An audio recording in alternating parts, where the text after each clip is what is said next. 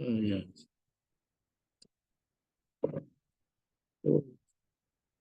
Oke, selamat siang Prof. Budi, Prof. Wahono, Bu Neni. Seperti sudah lengkap, izin saya memulai nggih untuk kegiatan acara hari ini.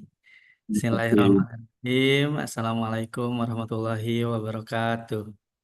Waalaikumsalam Waalaikumsalam. warahmatullahi Alhamdulillah alamin wassalatu wassalamu ala asrofil anbiya'i wal mursalin wa ala alihi washabihi ajmain amma ba'du. Yang pertama dan yang utama, marilah kita panjatkan sejagat puja, selangit puji, ke zat ilahi Robbi, Allah Rabbul Izzati, untuk segala nikmatnya, karunia-Nya, kita bisa berkumpul dalam acara rutinan yang diselenggarakan oleh S2 Pendidikan Dasar di acara Mimbar Ilmiah. Salawat serta salam tak lupa tercurah limpahkan kepada junjungan kita semua Habibana wa Nabiyana Muhammad Sallallahu Alaihi Wasallam, para keluarganya, sahabatnya, tabiin tabiat, dan insya Allah kepada kita selaku umatnya. Yang kami hormati Prof. Budi Purwoko selaku Wakil Dekan 1 Fakultas Ilmu Pendidikan Universitas Negeri Surabaya. Yang kami hormati Koordinator Program Studi S2 Pendidikan Dasar Fakultas Ilmu Pendidikan Universitas Negeri Surabaya, Ibu Neni Meriana MSc PhD. Yang kami hormati pemateri kita hari ini Profesor Dr. Wahono Widodo MSI, dan yang kami banggakan para peserta yang setia untuk hadir di acara Mimbar Ilmiah setiap bulannya. Langsung saja ke agenda yang pertama adalah sambutan atau prakata yang biasanya disampaikan langsung oleh Koordinator Program Studi S2 Pendidikan Dasar tercinta, Ibu Neni Mariana MSc PhD. I'm so sorry for that. Waktu dan tempat disilahkan. Ya, terima kasih Pak Zainal. Assalamualaikum warahmatullahi wabarakatuh. Waalaikumsalam warahmatullahi wabarakatuh. Saya hormati Prof. Budi Purwoko sebagai Wadek 1 Wakil Fakultas Ilmu Pendidikan, dan narasumber kita yang luar biasa, Prof. Wahono Widodo. Benar ya Prof namanya? Sering saya panggil Pak Marcel, jadi lupa nama aslinya. Baik. Betul. Baik, Alhamdulillah setelah vakum, ini kita vakum nggak sih ya? Bulan lalu. Vakum 1 bulan, bulan kemarin. 1 bulan ya, karena ada acara yang lain. Jadi setelah vakum 1 bulan, Alhamdulillah Mimbar Ilmiah menyala lagi dengan narasumber yang luar biasa, Prof. Wahono di tengah-tengah kita. Terima kasih Prof. Di dalam Mimbar Ilmiah ini refreshment ya teman-teman ya. Jadi libur semester Bu, kok ada Mimbar Ilmiah ya? Ngapain libur, kan mikirnya nggak pakai libur ya.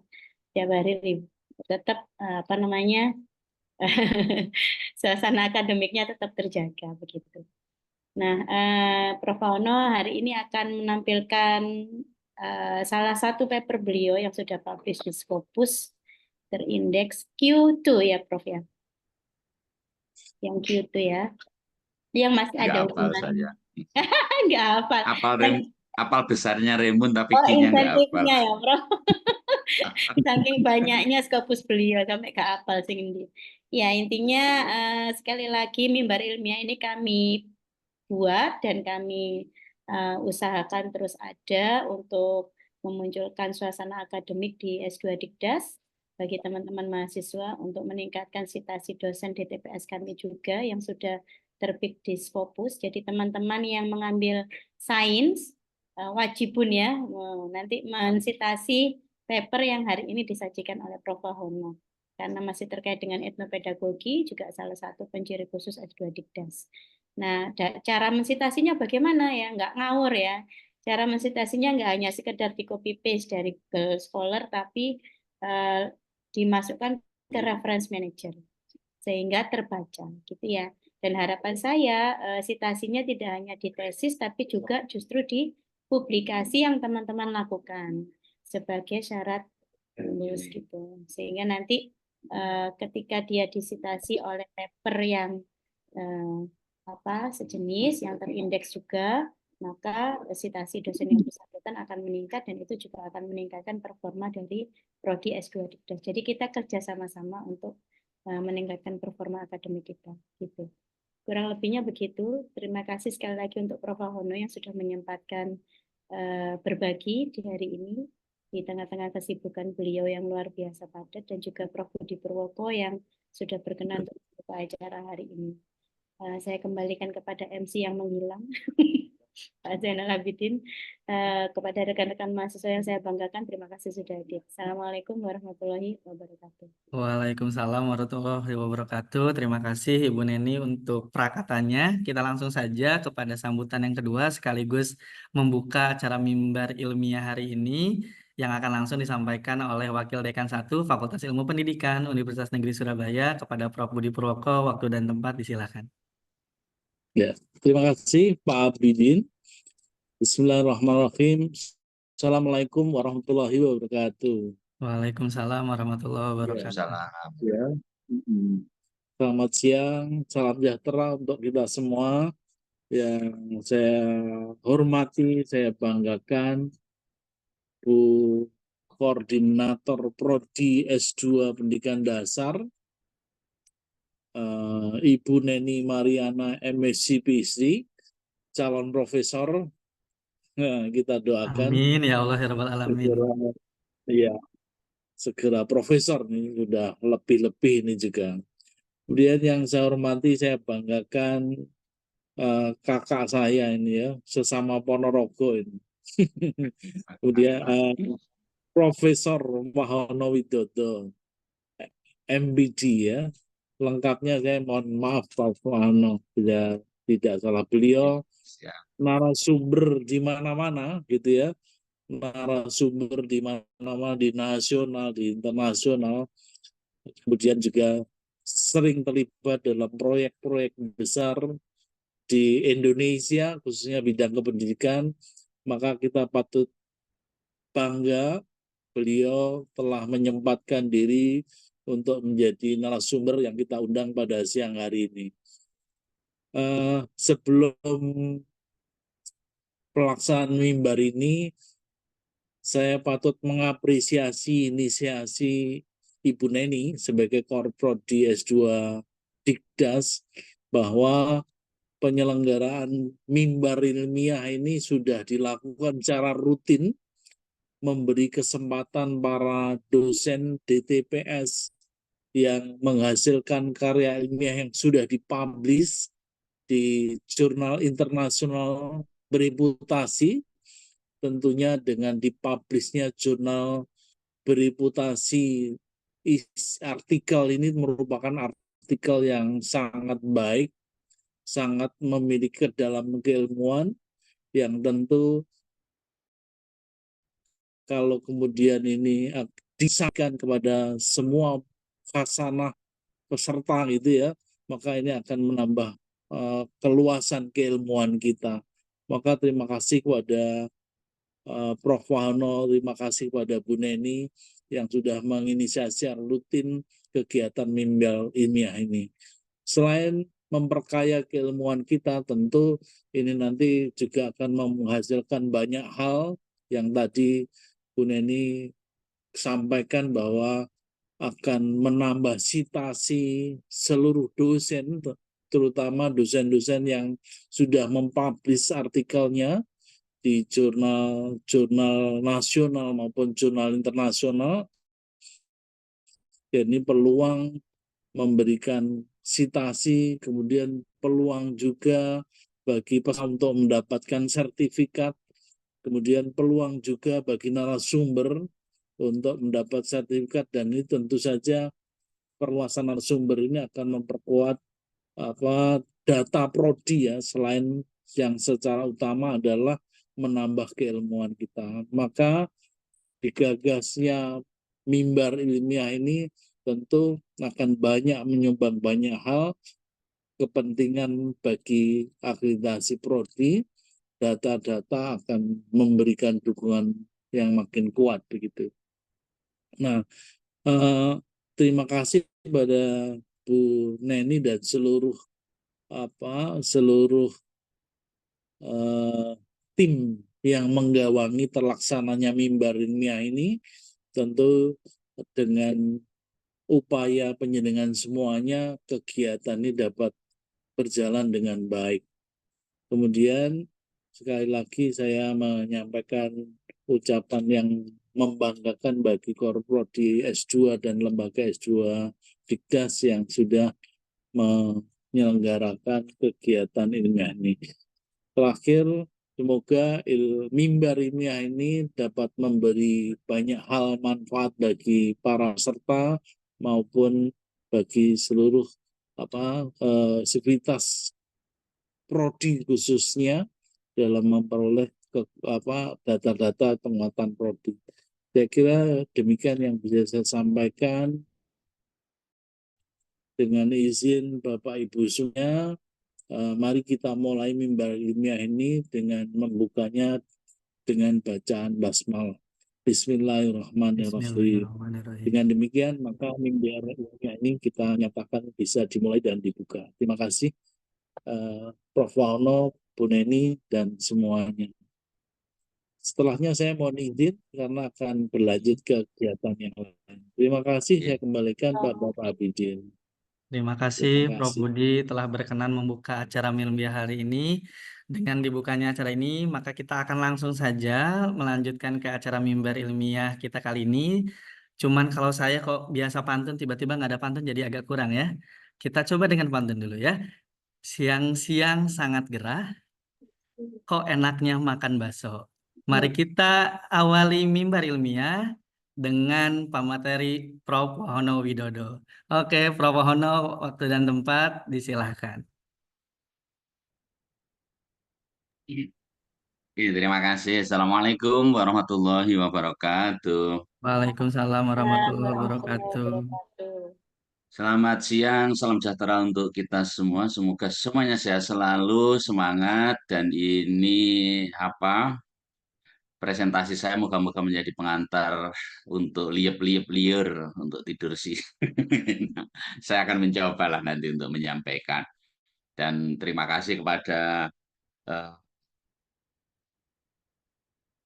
Bu Kaprodi, Korprodi ya sekarang, Korprodi S2 Dikdas yang luar biasa ini, yaitu Bu Neni Mariana. Dan semuanya ya, di sini juga ada, saya hadirkan juga anggota peneliti dari IPA ini, Pak Arif. Nah, halo Pak Arif. Iya, Bapak. Selamat datang, Pak terima Arif. kasih. Bisa gabung, terima kasih. Nanti kalau salah saya ada yang keliru nanti diluruskan ya Pak Arif, karena ini banyak yang bantu Pak Arif, yang dari Dikdas itu ada Prof. Yanti, Bu Nadia juga, yang proses ini melibatkan banyak orang lah. Ya, oke, terima kasih. Tanpa banyak berkata-kata lagi, mari kita nikmati bersama sajiannya. Apa yang dinikmati ini dia. Bentar.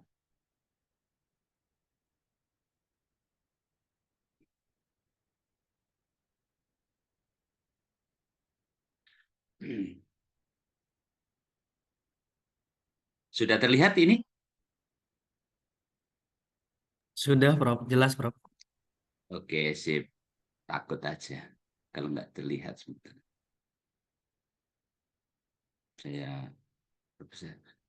Tapi syaratnya gini ya, di sini kan ada beberapa, ada mahasiswa S2 Dikdas, dan juga saya lihat ada juga rekan PGSD yang saat ini juga sedang studi lanjut di S3 Dikdas, dan mahasiswa mungkin S2 Pendidikan Sains yang bimbingan saya yang kebetulan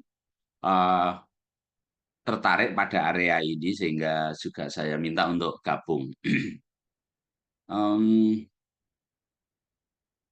Dengan syarat nanti semuanya terlibat ya. Ketika saya minta untuk menjawab di chat, ya nanti tolong disimak, dijawab di chat dan seterusnya terkait hal ini. Karena saya tidak ingin hanya sekedar mempresentasikan penelitian saya, tapi saya menginginkan, harapan saya sih, ketika Anda mungkin ada rasa tertarik pada area ini, nanti tumbuh pemahaman pada area ini dan bisa memahami gap-gap yang ada, sehingga Anda bisa mengisinya menjadi penelitian.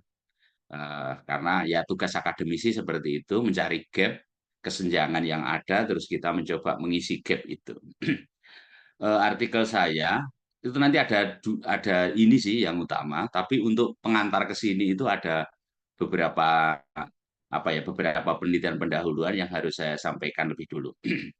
Artikel saya berjudul seperti yang muncul di sini, mobile interactive multimedia to assist prospective science teachers to holding conceptual understanding in problem solving electrical circuit.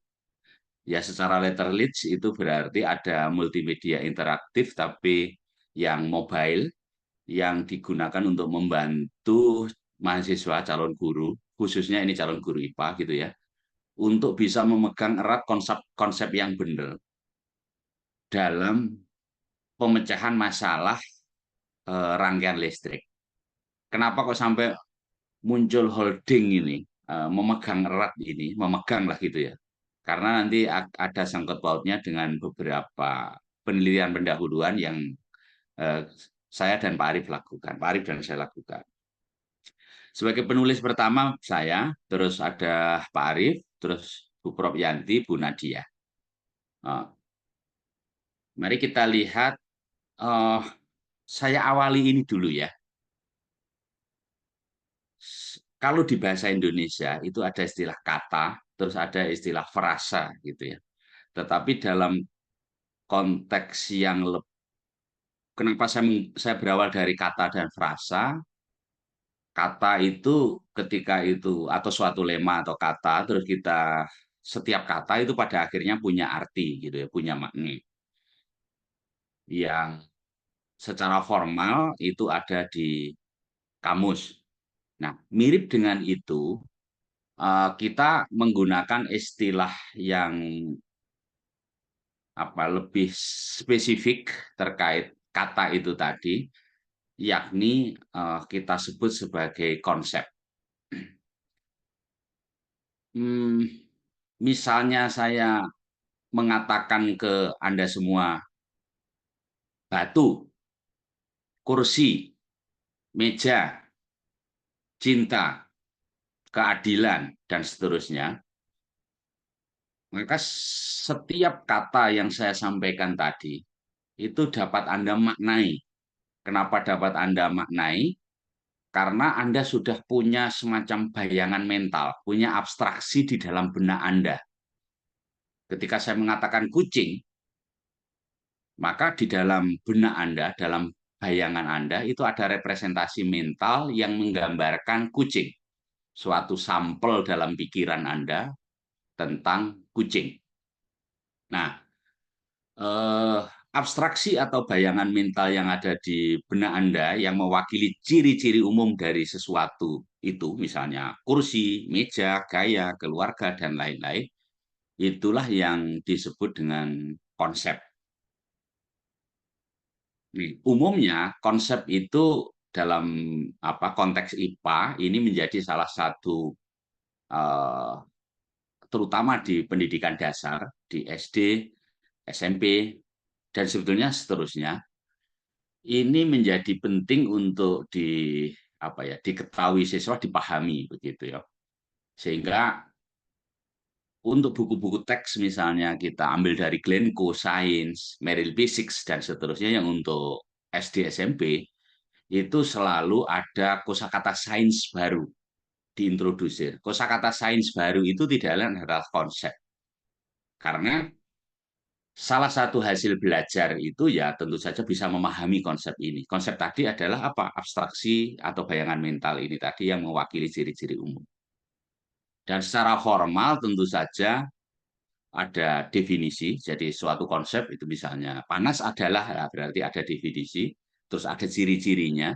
Ciri-cirinya ada yang atribut kritis namanya, ciri-ciri utama. Kalau itu tidak ada berarti bukan lagi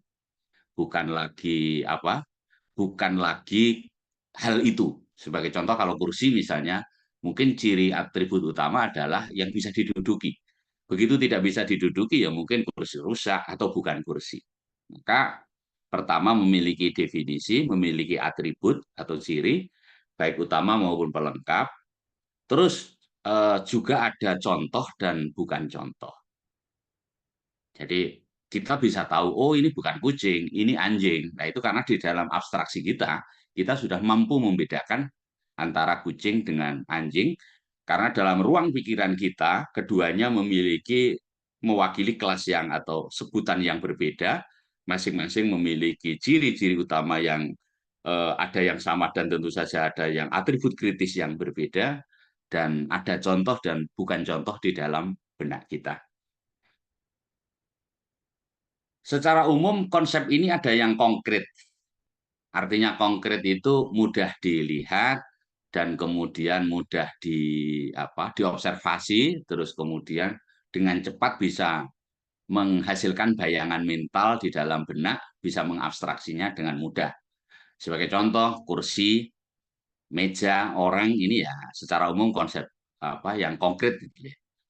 Tapi ada juga yang abstrak. Tiap orang memahaminya beda-beda, sehingga ketika berbicara itu sebetulnya eh, pemahaman tentang hal itu pada diri yang bicara ini boleh jadi beda gitu ya. Tapi secara umum memiliki common ground yang sama. Sebagai contoh misalnya cinta, keadilan, sehingga semakin dikupas ini semakin semakin masuk rimba raya. Nah, itulah konsep-konsep yang abstrak tadi. Nah, di IPA atau IPAS ya, umumnya konsep itu memang bersifat konkret ya. Ada contoh nyatanya gitu ya, atau ada gejalanya. Namun tentu saja tidak serta-merta mudah dipahami. Contoh misalnya ya, katakanlah gerak, itu konkret terlihat. Tetapi ada beberapa yang tidak mudah dicahaya, itu bisa terlihat dan seterusnya. Tapi ada juga yang dilihat itu karena efeknya. Contoh usaha energi itu yang dilihat adalah eh, efeknya. Dan ada beberapa konsep konkret tetapi sulit diamati. Contoh misalnya ya partikel. Nah, itu pada akhirnya ya yang dilihat nanti efeknya lah untuk siswa SD muatan listrik misalnya, maksud saya.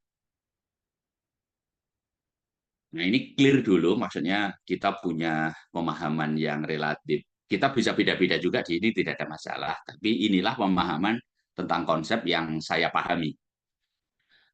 Nah, hubungan antar konsep yang bermakna itu umumnya disebut prinsip. Jadi misalnya logam jika dipanaskan akan memuai. Ini prinsip.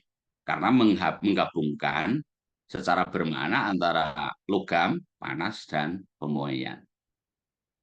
Kalau prinsip ini pernah dinyatakan secara formal, ditulis oleh seseorang, maka itu biasa disebut hukum ya. Dalam IPA juga mirip. Dalam kehidupan ada hukum, itu berarti ditulis secara formal, itu sama. Contoh hukum Newton, hukum Kepler, hukum Gauss, berarti ini Newton pernah menulis, pernah menyatakan secara eksplisit. Dan memang ada tulisan ya, Il Principia dan seterusnya. Hukum Kepler dan lain-lain. Tapi jika kita meyakini suatu prinsip itu dikemukakan seseorang, namun pernyataan itu tidak ditulis secara formal, maka biasanya disebut prinsip dan diikuti nama orang. Contoh prinsip Archimedes. Walaupun di Indonesia seringkali disebut hukum Archimedes, tapi kalau kita lihat buku standar luar, itu nulisnya patuh, umumnya prinsip Archimedes. Jadi sekali lagi prinsip ini gabungan antar konsep. Kenapa ini saya introdusir nanti karena menyangkut di penelitian ini juga. Nah, sebelum saya lanjut, tolong dipikirkan dan dicoba dan saya mohon semuanya menulis ya jawabannya karena ini juga menyangkut nanti ke arah ke penelitian yang saya lakukan. Jadi ini dia. Ada matahari misalnya bersinar, terus kemudian ada lilin di tengah lapangan yang menyala. Pertanyaannya adalah, tolong jawabannya ditulis di chat, cahaya lilin sesuai kondisi pada gambar di samping akan merambat sampai A di sekitar sumbu, B di dekat lilin, sampai dekat lilin, C sampai tepi lapangan, D jauh. Ini pas siang hari ya, hot potato, panas kentang-kentang seperti ini. Nah, apa alasannya? Apakah Anda yakin dengan jawaban Anda? Maka tolong tulis di chat apa pilihan Anda, A, B, C, D, A, B, C, D, apa alasan Anda, singkat saja, dan seberapa yakin dengan pilihan dan dengan alasan Anda. Saya beri waktu setengah menit saja.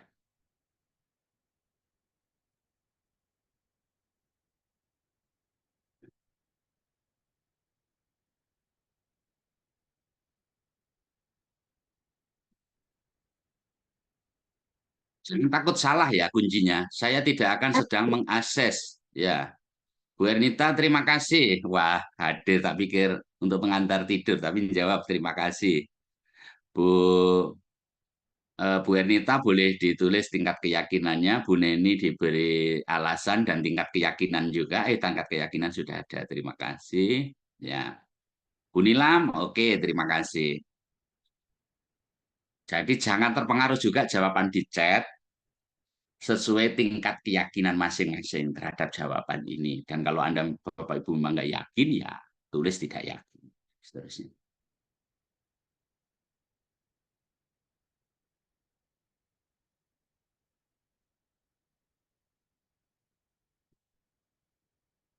Ya, setengah menit lagi, baru 3 ini tadi atau 4, baru tambah 1 lagi. Ayo terus.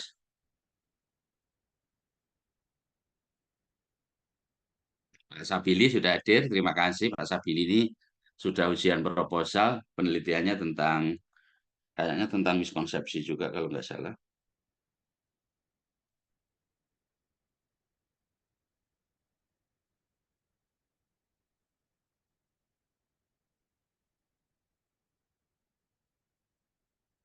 Ya, Pak Kosim Sip ini juga hadir dan tidak tidur ternyata. Terima kasih. Ayo 2 chat atau 3 chat lagi. Bangun-bangun. Ini malah Bapak Ibu mahasiswa mana ini selain Pak Sabili kok tidak ada. Harus pede ya. Dan ini kan materi SD kan. Ayo coba tunjukkan bahwa Anda percaya diri untuk menjawab dan mau terlibat dalam kegiatan ini. Tidak hanya manjer Zoom itu loh, rugi sekali Anda, rugi pulsa dan apa. Oke, bagus, Bu Laili. Oke. Nggih, Prof. Selamat ya Bu Laili ya. Maaf kemarin karena itu ke Bu Nuril, nggak bisa nemenin.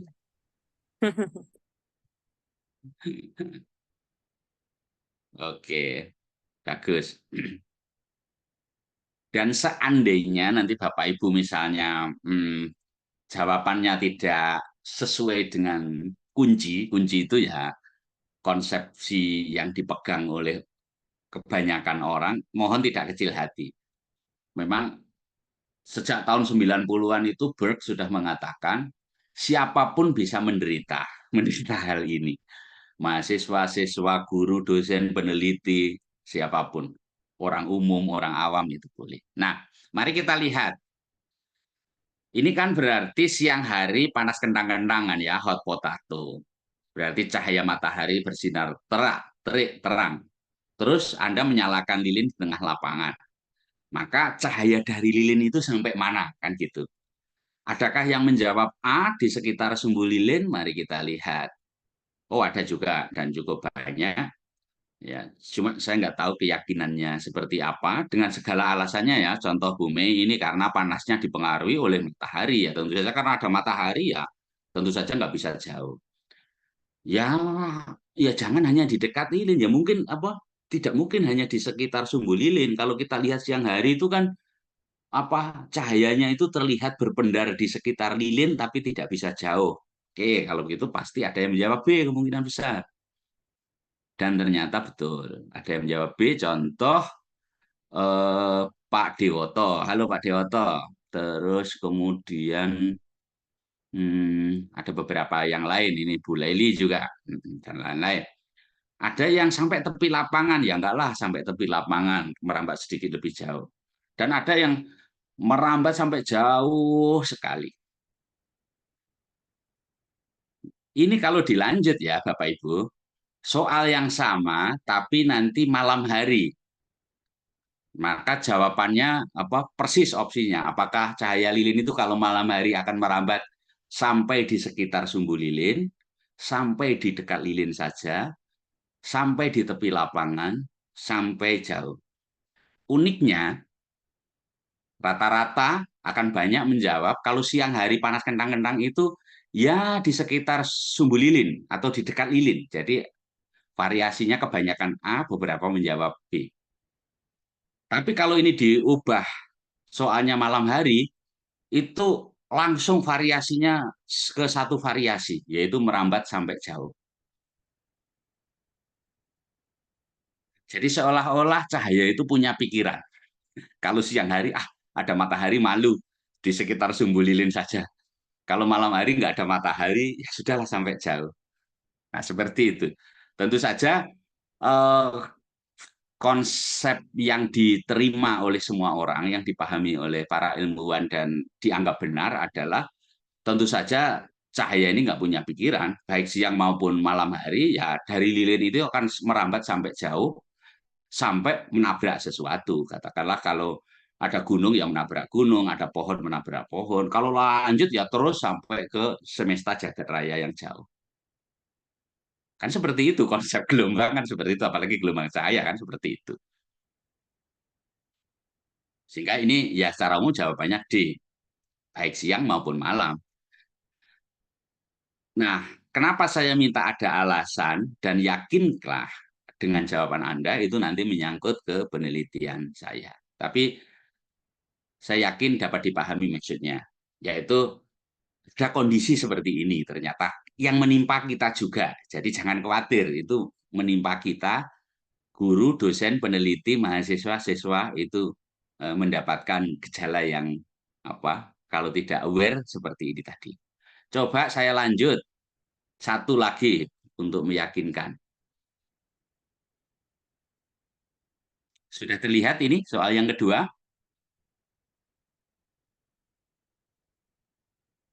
Saya bacakan dan tolong beri jawabannya. Nggak usah khawatir misalnya salah dan lain-lain, don't worry, be happy saja ya. Sehelai bulu dan sebutir berlian dilepaskan secara bersamaan seperti gambar itu, tapi diletakkan di ruang hampa, di ruang hampa udara. Apa yang terjadi selanjutnya? Yang terjadi selanjutnya adalah keduanya sampai di lantai bersamaan, atau berlian jatuh di lantai lebih dulu, atau bulunya yang jatuh di lantai lebih dulu, atau keduanya melayang-layang. Mana yang jatuh lebih dulu tidak bisa ditentukan. Apa alasannya? Dan apakah Anda yakin dengan jawaban Anda? Ayo silakan. Cepet aja kan? Tadi sudah pemanasan. Nggak usah malu-malu. Sip, bagus. Sekarang sudah cepet ini responnya.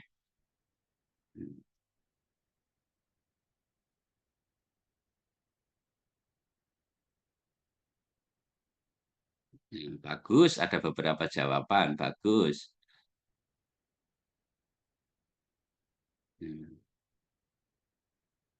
Ya, Pak Vicky, yang awal tadi yakin tetap di sumbu lilin. Oke, Pak Vicky. Moga-moga sudah tahu maksudnya bahwa yang ini cahaya tidak punya pikiran ya. Jadi baik siang maupun malam yang merambat sampai jauh. Kenapa kok tampak hanya di sekitar sumbu lilin? Ya kalah aja dengan intensitas cahaya matahari. Yang soal kedua, nah ini dia.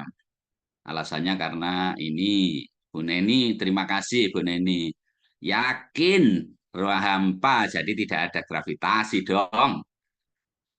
Pak Kosim yakin karena ada hukumnya. Apa hukumnya? Sunatullah. Oke. Bagus. Bagus. Yes. Ya, terima kasih. Bu Media, oke. Nah, ini contoh yang menarik juga. Kebanyakan akan menjawab yang D. Contoh yang yakin betul adalah Bu Neni tadi misalnya. Dan kalau kita lihat, nanti ini chat bisa Bapak Ibu analisis sendiri, itu bisa jadi penelitian kecil-kecilan, silahkan gitu ya. Maka kebanyakan akan menjawab D, yaitu melayang-layang. Ketika ditanya kenapa melayang-layang, tak tanya dulu, halo Bu Neni, Ya, Prof. kenapa kau menjawab D? Mikirnya Melayang-layang, alasannya? Mikirnya kayak astronot, Prof. Melayang-layang. Bagus. Karena Bu Neni pernah melihat siaran TV astronot di hampa udara melayang-layang. Nah, ini kebanyakan ya seperti alasan dari Bu Neni dan yakin gitu ya, yaitu bahwa keduanya akan melayang-layang karena hampa udara berarti tidak ada gravitasi. Padahal itu kebalik, karena tidak ada gravitasi atau gravitasinya sangat kecil, maka konsekuensinya hampa udara. Tapi di dalam benak kita karena tidak menggunakan hubungan naif antar konsep itu secara naif gitu, secara arbiter, maka itu kebalik. Oh, kalau begitu jika hampa udara tidak ada gravitasi. Yang benar itu jika ada gravitasi, maka hampa udara. Tapi jangan dibalik. Maka dalam peristiwa ketika di bumi, gravitasinya kan 10 ya, 9,8 di mana-mana kan segitu ya. Walaupun hampa udara kan malah tidak ada gesekan dengan udara. Ketika tidak ada gesekan, ya keduanya akan jatuh bersamaan. Jadi jawabannya A.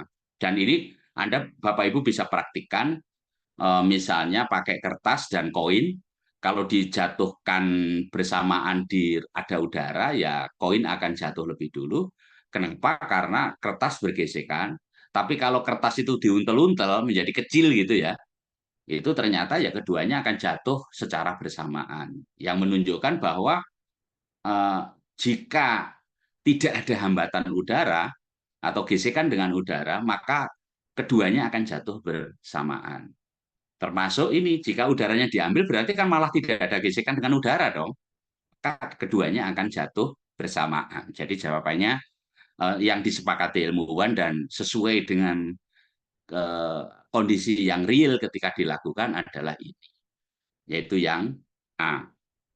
Nah, maka Bapak Ibu, maksud saya kenapa saya paksa untuk mengerjakan dua soal ini, untuk merasakan bahwa diri kita sendiri, yang ini dan ini tadi, itu juga tidak lepas dari ini dan ini terus menghantui ya di dalam konteks pendidikan IPA, misalnya fisika, ini terus menghantui dan akhirnya kontraproduktif ya terhadap tujuan-tujuan nanti yang lebih besar. Ini dulu sehingga beberapa peneliti ya ingin mengungkap dulu hal-hal seperti ini apa yang terjadi dan lain-lain.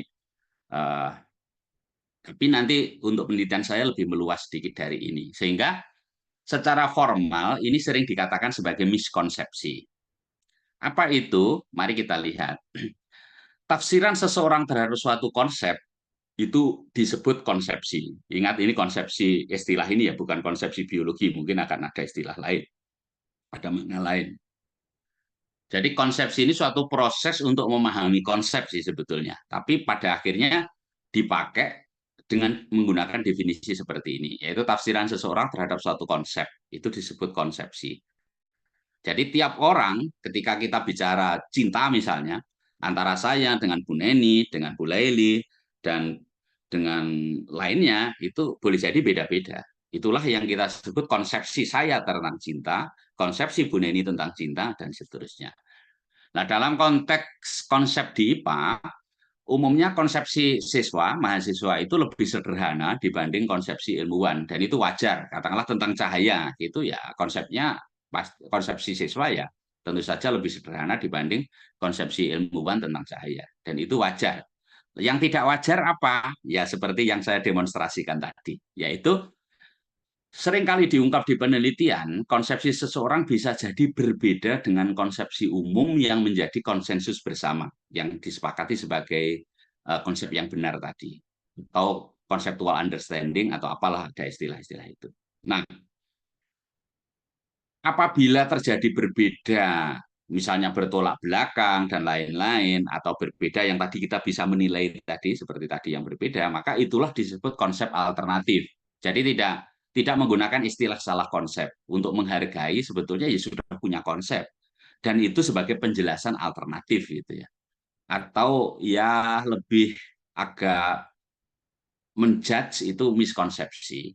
Awalnya dulu orang memakai istilah alternatif konsep, sekarang pun beberapa masih memakai konsepsi alternatif ini, tetapi ya yang mengerucut para peneliti umumnya lebih suka langsung dijudge ke miskonsepsi. Jadi contohnya yang tadi sudah kita rasakan bersama, atau banyak orang berpendapat misalnya dua kelereng yang ukuran beratnya berbeda misalnya atau masanya berbeda dijatuhkan dari ketinggian yang sama, umumnya akan berpendapat kelereng yang berat atau yang besar ya, kalau sama-sama bendanya sama dari bahan yang sama, itu akan jatuh lebih dulu. Kenyataan kalau Bapak Ibu coba itu jatuh bersama-sama. Koin 500-an misalnya dengan 1000-an, kalau dijatuhkan Bapak Ibu akan berpikir koin 1000-an akan jatuh lebih dulu. Nanti dicoba aja kenyataannya seperti apa. Itulah miskonsepsi. Nah, peneliti mencoba apa sih yang menyebabkan ini. Nah, ya banyak yang peneliti masuk ke rimba raya ini, intinya ya pada akhirnya mungkin karena generalisasi konsep yang nggak pas, mana sebab, mana akibat, seperti yang contoh dialog saya dengan Bu Neni tadi, atau karena mismatch hubungan antar konsep dan seterusnya. Nah, penyebab utamanya terutama adalah begini, pengalaman-pengalaman yang di kehidupan nyata dan itu dikaitkan dengan pemikiran seseorang untuk memaknai pengalaman, itulah sebetulnya yang menentukan struktur pengetahuan. Di sekolah itu kan ingin memformalkan pengetahuan pengalaman-pengalaman tadi. Tapi celakanya pengalaman-pengalaman di masa lalu itu yang ada sebelum masuk sekolah itu dan kemudian diramu dengan pemikiran atau intuisi yang naif atau naif, disebut naif thinking atau macam-macam, atau intuitif, ada istilah-istilah yang lain, itulah yang membuat pemahaman ini tidak tepat.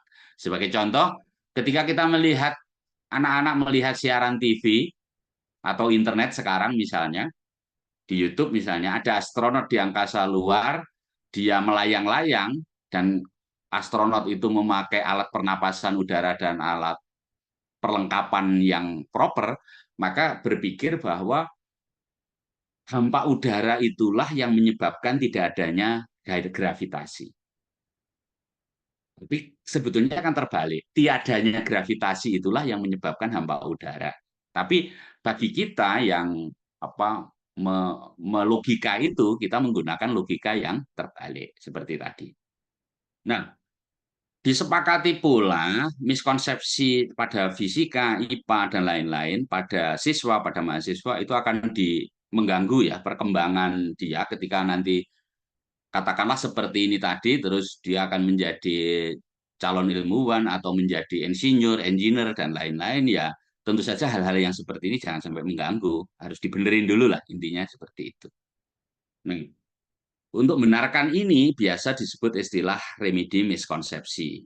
Nah, tapi sebelum ke remedi miskonsepsi, seperti yang saya modelkan bersama Anda semua ini tadi adalah upaya dalam rangka mendiagnostik miskonsepsi yang terjadi pada diri seseorang. Nah, cara diagnostik itu ya beri misalnya tes, terus setelah itu wawancara yang mendalam, dan lain-lain. Tapi ada beberapa cara yang mungkin model semi survei gitu agar cepat segera mendapatkan gambaran seperti yang saya lakukan tadi misalnya. Jadi tidak hanya pertanyaan, tapi kemudian didampingi dengan tingkat keyakinan. Jadi kalau menjawabnya salah misalnya, tapi soalnya memang dipilih soal yang miskonsepsi ya, terus jawabnya salah, yakin, maka itulah miskonsepsi. Tapi kalau jawabnya salah tapi tidak yakin, ya mungkin ini belum tahu konsepnya aja lah gitu ya. Tapi kalau jawabnya benar dan yakin, maka inilah yang memiliki konsepsi yang benar. Maka ini biasa disebut CRI, Certainty of Response Index. Jadi indeks respon kepastian dari seseorang. Jadi tadi ya, jawabannya apa, yakin atau tidak. Ini oleh Salim Hasan dan kawan-kawan. Nah, tentu saja ini berkembang menjadi 3-tier. Yang kita praktekkan tadi itu 3-tier, yaitu ada pertanyaan, terus kemudian Bapak Ibu diminta untuk menjawab, memilih jawaban. Itu yang lapis pertama. Lapis keduanya adalah tier kedua adalah diminta menjelaskan. Yang lapis ketiganya yakin atau tidak. Nah, ini 3-tier yang kita praktekkan tadi. Jadi kalau salah, miskonsepsi itu jika jawabannya memang meleset sesuai yang kita di ini tadi, misalnya menjawab D tadi misalnya pada kasus 2 benda dijatuhkan pada ruang hampa tadi, terus jawabannya karena tadi sudah terlihat astronot yang melayang-layang dan lain-lain, terus kemudian yakin, maka inilah 3 layer inilah yang bisa memutuskan bahwa jawabannya salah, penjelasannya memang sesuai dengan penjelasan jawabannya yang salah, dan yakin inilah yang miskonsepsi. Selebihnya ya boleh jadi itu lucky guess, atau tidak tahu konsep, dan memiliki konsep yang benar. Untuk 3 tier inilah nanti yang saya gunakan juga dalam penelitian ini. Selain itu juga tes wawancara. Saya pernah, dan ini nanti juga akan saya tunjukkan pada tahun 2018 bersama Bu Laili, dan terima kasih Bu Laili hadir, itu untuk mengembangkan soal yang mengandung bisa mengungkap ya, reveal, mengungkap ternyata konsep itu tidak tunggal kan, tapi hubungan antar konsep, dan ternyata juga multiple. Jadi sudah tidak tunggal, sudah hubungan, tapi juga ruwet. Nah, ini di IUP ya, di IUP, di Journal of Physics Conference, bisa Bapak Ibu download nanti di sini. Nah, untuk studi yang ini di TEM ini adalah memang mahasiswa itu umumnya cenderung tidak memegang erat konsep yang benar dan mudah beralih ke konsep alternatif. Seperti apa nanti kita akan lihat. Jadi selanjutnya mari kita lihat seperti ini. Sebelum ke sini kita lihat. Ini bonus lah. Bonus itu dalam arti Bapak Ibu bisa meneliti seperti ini, Pak Sabili misalnya, itu kan akan ke sini juga. Jadi kalau sudah memiliki miskonsepsi seperti itu, bagaimana agar menjadi benar? Secara umum sulit. Sejak tahun 90-an dikatakan ceramah yang bagus pun miskonsepsi tidak bisa hilang. Dan umumnya akan melibat yang ideal sebetulnya ya metakognitif ya, maksudnya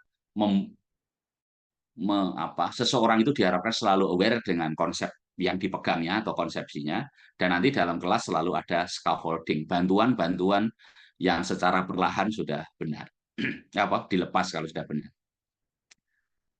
Burke dan kemudian dilanjutkan Burke ini orang Belanda yang kebetulan menjadi staf pengajar di Satya Wacana dulu tahun 90-an, dan pada saat itu lagi awal-awal gencar-gencarnya penelitian tentang miskonsepsi ini, disadari ada seperti ini, sehingga waktu itu ramai sekali tahun itu, tapi untuk IPA fisika gitu ya, oleh Burke ini, dan saya termasuk yang mengagumi pola pikir dan penelitian beliau. Pada tahun ini saya mahasiswa S1, bayangkan betapa jadulnya ya Pak Wahono. Nah, Burke dan kemudian penelitian tentang conceptual change itu menunjukkan walaupun sulit tapi tetap ada jalan keluar. Jadi yang pertama adalah konflik kognitif. Dan ini umumnya jika bisa diperagakan atau demonstrasikan. Jadi kemukakan suatu fenomena, tadi ditantang ya siswanya, apa yang terjadi dengan titik-titik jika titik-titik. Apa yang terjadi dengan 2 buah kelereng yang berbeda ukurannya ini jika saya jatuhkan bersamaan, misalnya.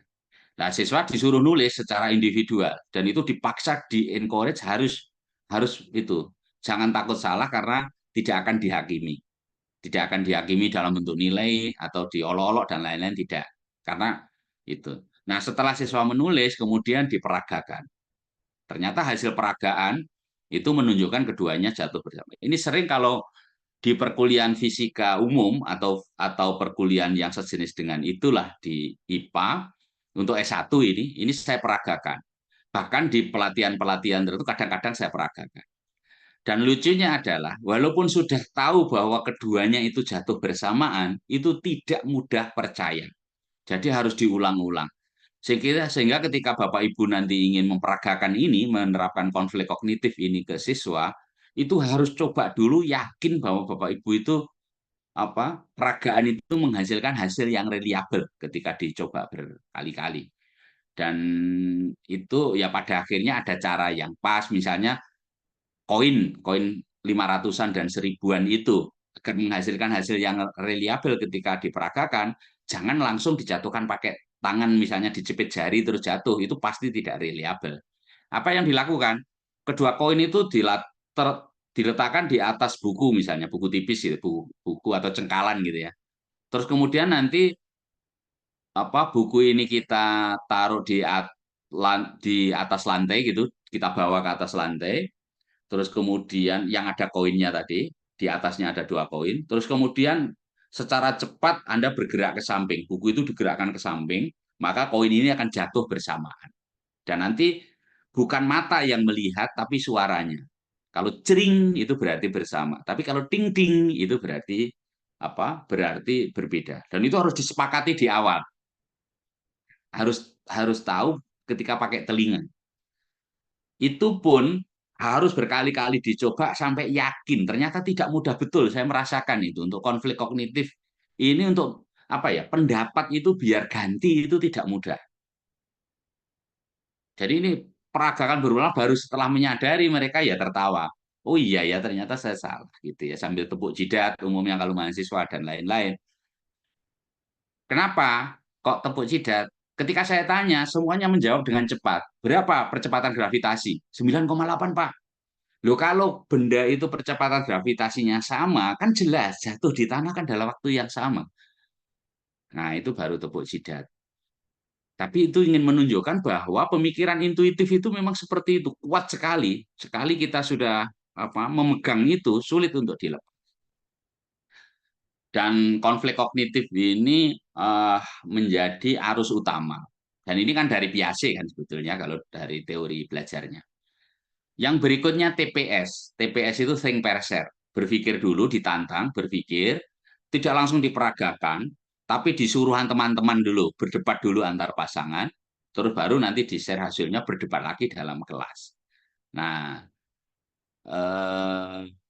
kasus keledai, oh ini lain, kasus yang berbeda. Jadi untuk konsep-konsep yang tidak bisa diperagakan, kalau bisa diperagakan, boleh dipadukan dengan konflik kognitif. Juga yang berikutnya analogi. Contoh, apakah meja itu memang bisa memberikan gaya? Kita itu kan selalu berpikir, gaya itu dilakukan oleh benda-benda hidup. Pak Wahono, Bu Neni, Bu Leli, Pak Arief, dan Anda semua. Atau kucing, anjing, pokoknya benda yang hidup. Tapi ketika ditanya, meja yang diam itu bisa memberikan gaya nggak? Permukaan meja yang diam itu bisa memberikan gaya nggak? Ketika saya tanya itu, ya kita otomatis umumnya kan ya tidak bisa dong Pak. Yang bisa itu kan ya yang aktif, yang hidup. Kalau balon misalnya ditiup, nah kita lepas ya dia bisa memberikan gaya aktif itu. Tapi kalau meja yang pasif, gaya apa ya nggak ada.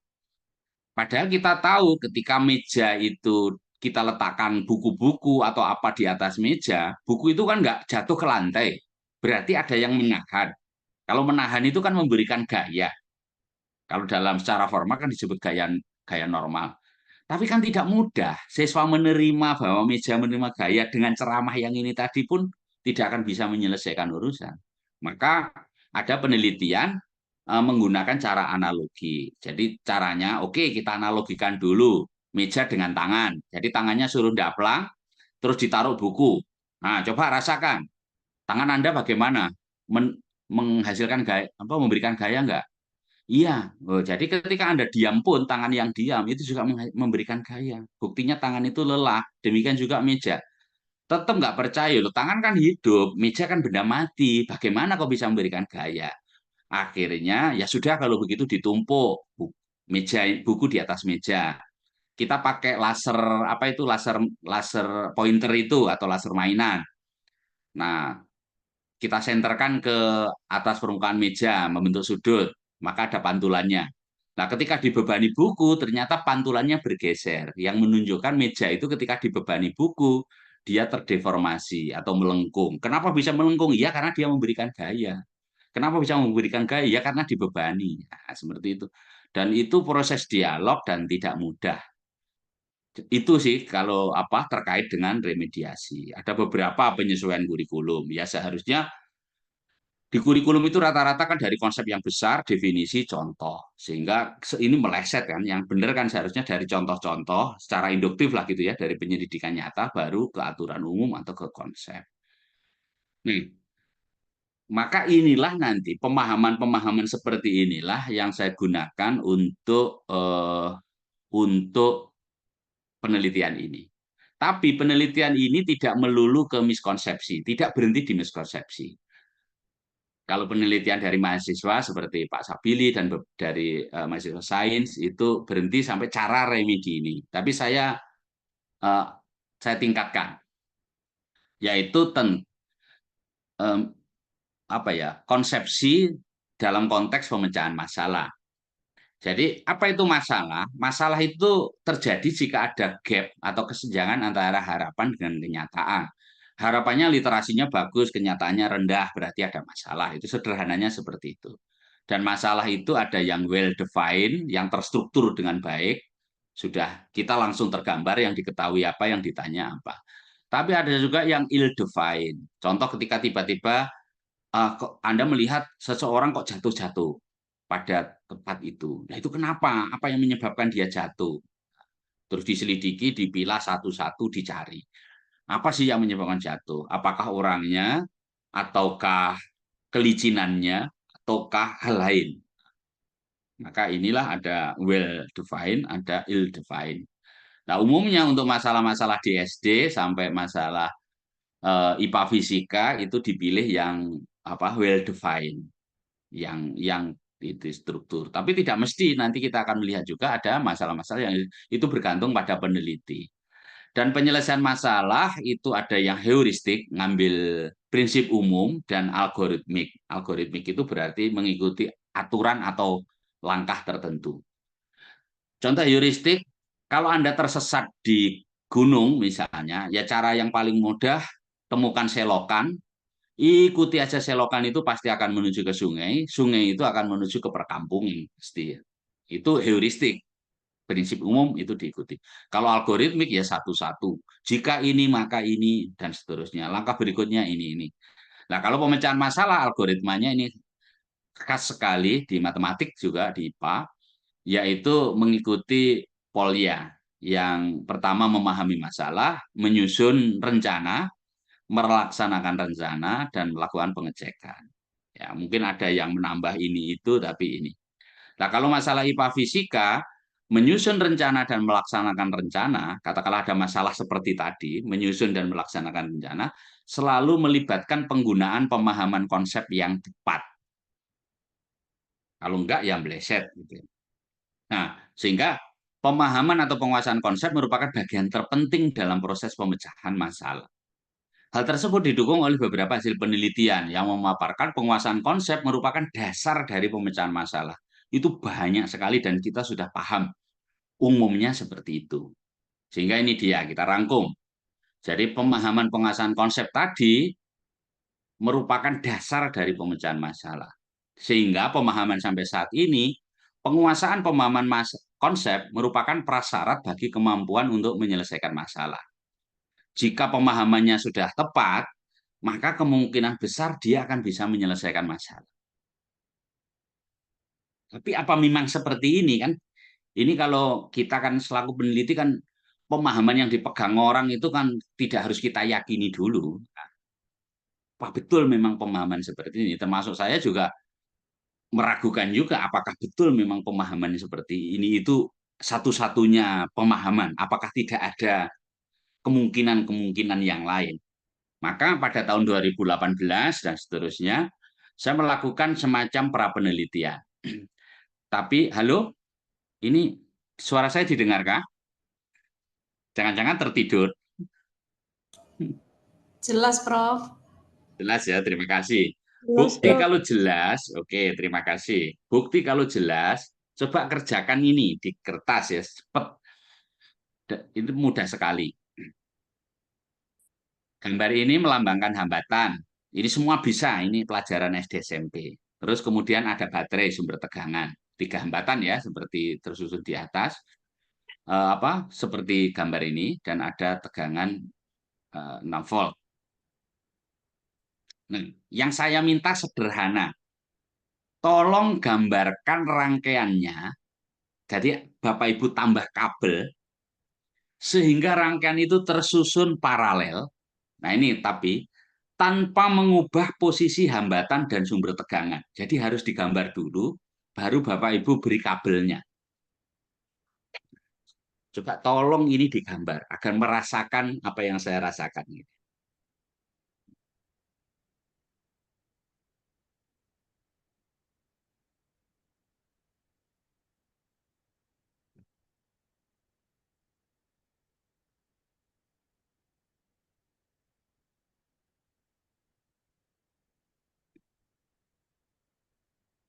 Adakah yang sudah berhasil? Atau kalau sudah berhasil, tolong raise hand ya. Ini saya tayangkan dulu.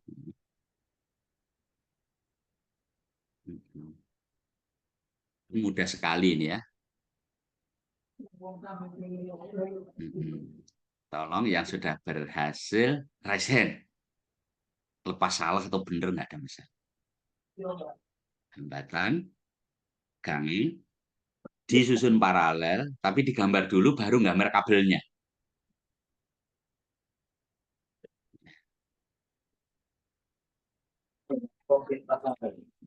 Saya bahasa Indonesia nggak ada masalah, don't worry. Pasti masih ingat toh seri paralel ketika SMP. Ya. Paralel kan ya, seperti itu, seri seperti itu.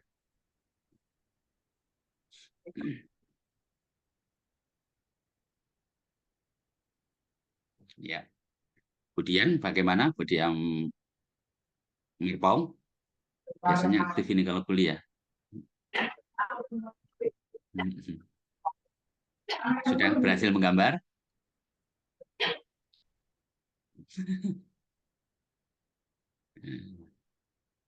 Bu Sarofa berhasil menggambar? Ini saya tunggu sebentar ya. Oke, Pak Anto. Coba ini saya turunkan dulu, stop share, tunjukkan atau tidak, itu juga nggak apa-apa. Pak Anto, halo? Bisa mendengar suara saya? Bisa Pak Wah. Oke. Ditunjukkan di di kamera seperti apa hasilnya. Oh, desainnya Iya. begini Pak Wah. Sebentar, tak stop share dulu. Oke, monggo Pak Anto di kamera ditunjukkan begini. Di mana itu di kamera kan bisa.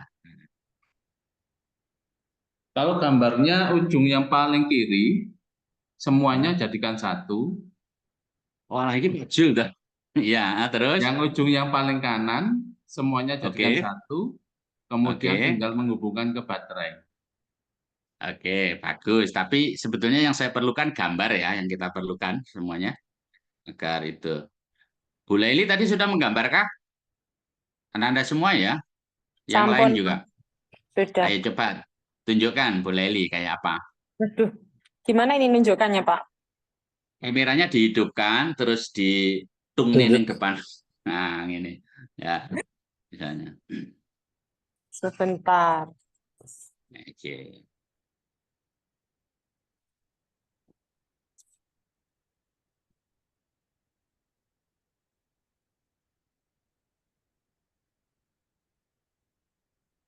Ya, Pak Sigit juga silakan. Oke, mana? Nggak fokus, coba di pas nursing fokus. Ya.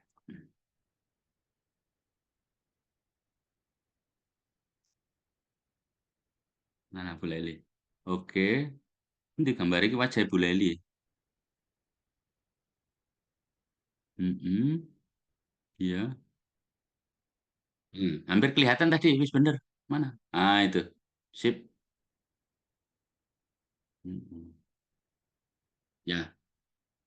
Oke deh. Sip. Sudah menunjukkan lah intinya.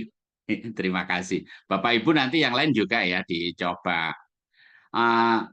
Ini sebetulnya kan 2018 yang itu dan mengejutkan saya ternyata dan Bu Leli waktu itu. Ternyata hasilnya memang cukup itu dan masuk di artikel. Coba lihat di Ayub nanti ya yang saya tunjukkan tadi bagi Bapak Ibu yang penasaran. Silahkan dilihat. Sebentar. Ini saya akan ini dia. Nah, ini tadi. Ini kan pemecahan masalah sih. Kalau kita lihat, pemecahan masalah tapi bukan numerik ya, bukan angka, bukan perhitungan, tetapi yang menerapkan prinsip bagaimana menggambar rangkaian paralel yang benar atau prinsip paralel. Kalau di buku kan umumnya tersusun bawah ke atas ya. Jadi seperti kalau di buku itu seperti ini gitu ya. Itu Ayub yang tadi saya katakan. Seperti di kiri ini gambar di buku. Dan mahasiswa itu ya ada yang menggambar benar ya seperti yang disampaikan Pak Juli tadi dan Bu Leli, yaitu yang kiri dari hambatan itu semua disatukan jadi satu, yang kanan itu disatukan jadi satu. Maka setiap hambatan itu punya akses langsung ke sumber tegangan. Maka inilah rangkaian paralel. Nah ini umumnya siswa, mahasiswa, guru itu kesulitan. Mengapa? Karena umumnya paralel itu gambarnya bersusun ke bawah, tidak ke samping. Begitu ke samping, pusing setengah mati. Dan yang terjadi itu gambarnya ada yang seperti yang di kanan ini, yaitu soalnya diubah menjadi menggambar rangkaian seri. Jadi yang kanan ini kan karena biasanya di buku seperti itu, ya sudahlah digambar seperti ini. Atau seperti yang tipe yang kedua ini, yaitu paralel itu kan kotak-kotak. Nah, maka ya kotak-kotak inilah digambar. Maka kalau ini nanti Bapak Ibu yang penasaran bisa menganalisis sebetulnya apa saja miskonsepsi yang timbul pada dia, atau konsep apa yang tidak dipegang secara kuat ketika mengerjakan ini. Dan juga ada yang seperti ini, yang bawah ini. Nah, itu miskonsepsi seperti apa yang ada dan konsep ilmiah apa yang dia tidak pegang ketika mengerjakan ini. Nah itu selama setahun itu setelah terbit ini pun saya juga terhantui, maksudnya kan penasaran juga ya, apa betul yang ini itu memang terjadi dengan kuat dan ketika siswa itu tidak memegang erat konsep itu yang dia yakini itu benar atau tidak. Nah, maka saya lakukan penelitian pendahuluan dengan Pak Arief ya. Nah ini dia. Hasilnya ketika ini penelitian pendahuluan ini saya lengkapi dengan soal-soal yang konsep yang terkait sendiri-sendiri, konsep tentang arus listrik, konsep tentang tegangan, konsep tentang arus listrik dalam rangkaian tertutup ya, maksudnya tegangan rangkaian tertutup, konsep tentang ciri-ciri rangkaian seri paralel, hubungan antara arus dan tegangan, yang ini prinsip ya atau hukum Ohm lah biasanya dikenal. Itu ternyata sukses. Ini pada mahasiswa yang sudah mengikuti perkuliahan kelistrikan. Sehingga kalau dilihat itu hasilnya ya bagus-bagus. Yang memiliki konsepsi yang benar atau scientific conception itu 74%, 84, 69, 72, 67. Yang miskonsepsi tidak terlalu banyak. Jadi kalau dilihat peritilannya itu kuat punya konsepsi yang benar. Dan ketika dilihat pada solving problem yang dalam bentuk matematik atau numerik, itu mengagumkan lagi. Jawabannya kalau yang seri 100% itu benar, dan yang yakin itu sampai pada tingkat 93%, yang paralel itu 93% benar, dan yang yakin mendekati 90%. Jadi kalau memakai pertanyaan yang numerik atau matematik itu sukses karena dia punya pegangan yang kuat di sini. Tapi begitu dengan pemecahan masalah yang tadi pada level C5 C6 tadi yang menggambar tadi, yang gambarnya tidak umum, yang saya sebut sebagai MMRT, itu saya sendiri yang bikin mengkreasi tesnya, multiple misconception revealing test saya sebut seperti itu. Nah, itu ternyata jatuh. Yang seri itu 48%, yang paralel itu yang benar hanya 1,2%. Jadi seperti ini. Jadi konsep prasyarat itu awalnya dia punya, tapi dan ketika sukses mengerjakan soal numerik, tapi begitu kena soal yang model C6 tadi atau yang itu langsung konsep prasyarat itu buyar. Jadi dia tidak pegang lagi. Jadi yang awalnya sudah punya apa tadi? Punya konsepsi ilmiah yang benar, begitu mengerjakan itu, konsepsi ilmiah itu tidak dipegang. Jadi menjadi ruwet lah, miskonsepsi lagi. Sehingga yang menyedihkan yang paralel yaitu soal yang Bapak Ibu nikmati itu tadi, itu hanya sekitar 2% kurang. Sisanya ya miskonsepsi pada tipe 1, tipe 2, tipe 3 atau tidak yakin. Sehingga dari sini, maka saya katakan di jurnal itu, awalnya mereka telah memiliki science konsep yang adekuat, yang kuat sebetulnya. Buktinya apa? Kalau numerik, dia mampu sampai mendekati 100%. Tapi kalau soal yang tidak umum, yang tidak sama dengan representasi, tidak sama dengan di textbook, yang seperti saya tunjukkan tadi, itu ngedrop seperti itu.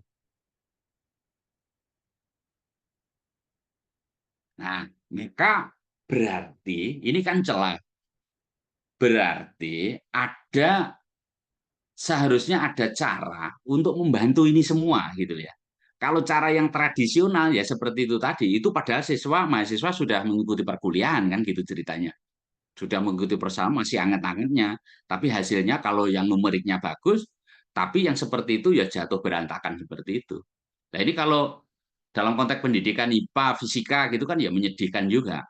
Harus diselesaikan caranya seperti apa. Maka ide yang saya lakukan adalah ya mengembangkan mobile. Karena di sini time jurnal, maka saya tambahin mobile, dan memang mobile ya ini ya, mobile interaktif multimedia.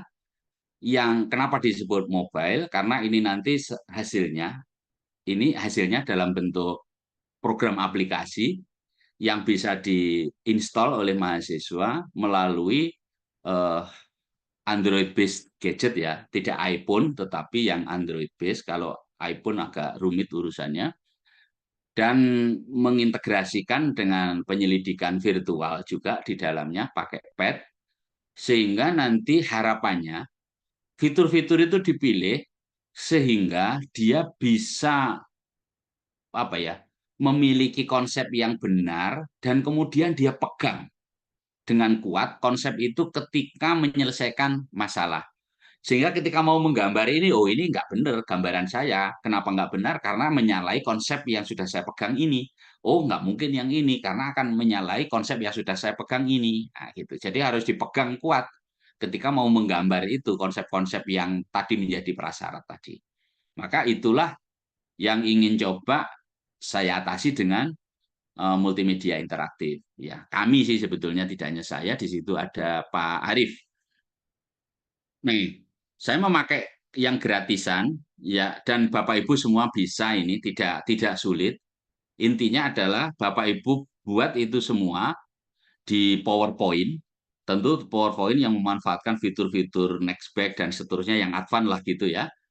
Terus nanti download iSpring, terus download juga APK Builder. Jadi 3 ini sudah bisa.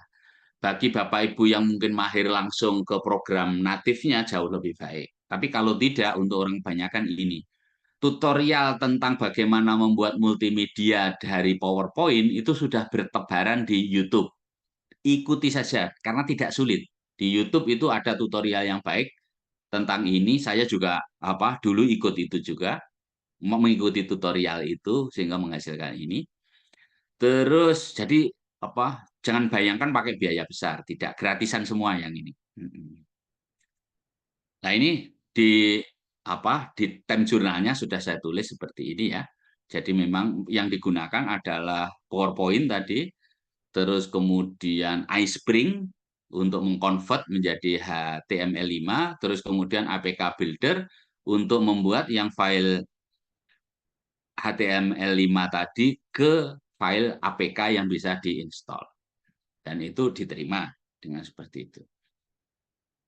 Nah, ini kalau jurnal internasional itu harus kuat, terutama kalau penelitian yang memang nanti ingin menghasilkan klaim tertentu, klaim yang agak digeneralisasi gitu, maka instrumennya harus kuat dan harus disajikan secara detail. Dan Bapak Ibu bisa lihat di artikel saya. Tapi intinya adalah apa instrumennya? Tadi sudah saya katakan memakai three-tier test yang kita sudah lakukan panjang lebar tadi. Yang kedua multiple misconception revealing test. Ini dari saya kembangkan yang 2018 dengan Bu Laili tadi.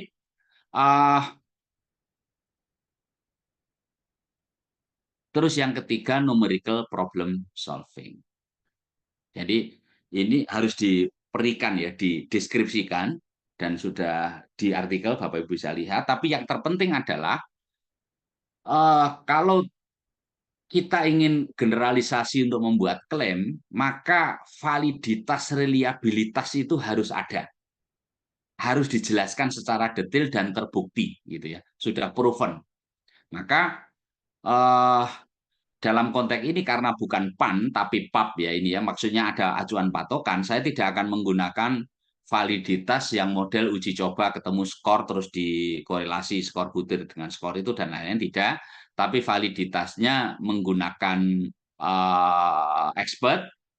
Nah, hasil validitasnya nanti hasil validitas expert itu dilihat agreement-nya, percentage of agreement untuk menghasilkan untuk mengakses reliabilitasnya. Sehingga dengan cara ini saya bisa memaparkan bahwa soal ini sebetulnya semuanya yang sudah dibuat ini valid dan reliable. Itu kata kunci yang dipegang.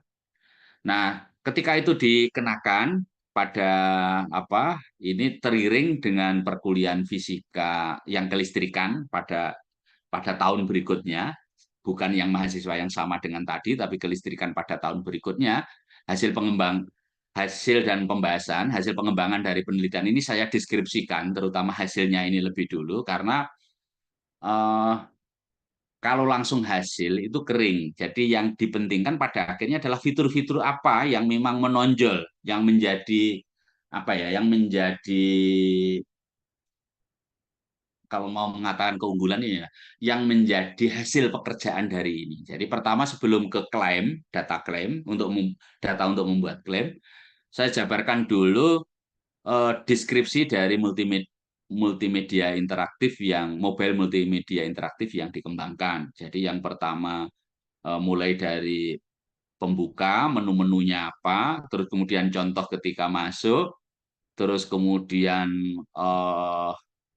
contoh paralel, yang pertama yang sesuai textbook tadi, terus yang kedua ketika mahasiswa itu mencoba-coba paralel yang tidak sama dengan textbook, dengan tantangan-tantangan tertentu.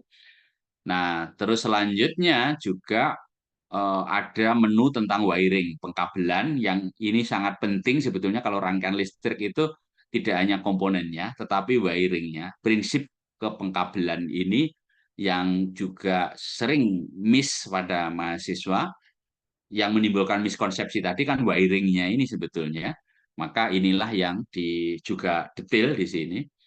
Dan terakhir itu ada problem solving dan juga latihan secara mandiri. Di situ ada fasilitas untuk melakukan itu. Nah, setelah ini saya sajikan ke hasil uji coba, mulai dari hasil proses, respon, tetapi yang sekarang ingin saya tunjukkan adalah hasil analisis dari three-tier. Ini lengkap, semuanya saya sajikan dalam satu tabel. Kalau yang atas tadi saya pisah-pisah, yang ini saya sajikan lengkap untuk yang ini. Jadi hasil pemahaman konsep jangkar atau konsep kunci prasyarat dan hasil dari pemecahan masalah. Kita lihat yang atas ini semua, open and closed circuit itu konsep prasyarat tadi ya. Electric current in the circuit, jadi arus listrik dalam rangkaian, terus kemudian rangkaian seri, terus kemudian arus dan tegangan dalam rangkaian seri, terus paralel. Ini semua konsep prasyarat sampai sini. Lah yang MMRT tadi yang ini problem solving pada paralel dan problem solving pada seri. Nah, hasilnya pada kelas kontrol sebenarnya juga meningkat ya. Yang problem solving pada kelas kontrol itu skornya sampai 73, yang ini 76. Karena ketika yang di kelas kontrol pun aware terhadap wiring itu juga dilatihkan, tetapi tidak memakai multimedia interaktif, tetapi di sini. Maka kita menghasilkan untuk yang kelas eksperimen itu sampai yang benar konsepnya itu sampai 92,6 dan untuk yang seri 96. Nah, itu kalau dibandingkan itu berbeda secara nyata, tapi kalau dibandingkan dengan pra penelitian yang ini itu maknanya sangat terlihat ya. Kalau yang pra penelitian kelas yang tidak mendapatkan awareness soal ini itu dropnya sangat jauh. Tapi yang bagi yang sudah memanfaatkan multimedia tadi tidak drop, tetapi baik-baik saja, baik-baik saja. Dan mahasiswa ternyata juga sangat menikmati, dan kebetulan setelah ini mereka akan perkuliahan pengembangan media IPA. Jadi mereka sangat tertarik sehingga pada perkuliahan pengembangan media IPA salah satu tantangannya memang membuat multimedia interaktif untuk konsep atau prinsip atau materi sesuai dengan yang mereka tekuni. Nah, ini beberapa saran, terus kemudian beberapa pendapat mereka, terus kemudian saya kaitkan dengan teori dan hasil penelitian yang relevan. Terakhir itu simpulannya, tentu saja kita harus humble ya. Tidak bisa serta-merta kita klaim bahwa itu sempurna. Memang bisa reinforce ya, bisa meningkat bisa menguatkan konsep-konsep yang sesuai, bisa mengubah konsepsi-konsepsi yang tidak tepat, dan yang terpenting hold firmly ya, bisa memegang dengan cukup kuat konsep-konsep yang menjadi dasar pemecahan masalah. Tapi saya sampaikan juga limitnya dan obstacle-nya. Jadi pertama boleh jadi sampel size dan lama studi ini mungkin kurang, sehingga hasilnya mungkin akan mempengaruhi membatasi generalisasinya. Terus kemudian yang di sistem aplikasi ini hanya satu topik, yaitu tentang rangkaian listrik, tentang fisika. Maka kalau mau diterapkan ke yang lain ya harus harus melakukan penelitian, artinya maybe limited, itu masih terbatas di sinilah intinya. Terus sistem ini rely on mobile device, jadi sangat bergantung pada gadget lah gitu yang memang sesuai fungsinya. Yang itu mungkin akan mempengaruhi urusan teknik dan logistik pada situasi-situasi yang di remote area misalnya dan lain-lain, sehingga ya ini ya saya katakan sebagai keterbatasan. Dan boleh jadi karena ini itu sudah dikembangkan lebih dulu, kan mahasiswa boleh jadi ya merasa terintimidasi dengan yang dikembangkan, harus mengikuti itu. Jadi itu juga menjadi obstacle sebetulnya untuk mahasiswanya. Sehingga sarannya ya untuk penelitian lanjutnya ya terus di ini untuk materi yang beda atau dikombinasikan dengan teknik yang mengungkap itu, misalnya thinking aloud atau offload dan lain-lain untuk ini.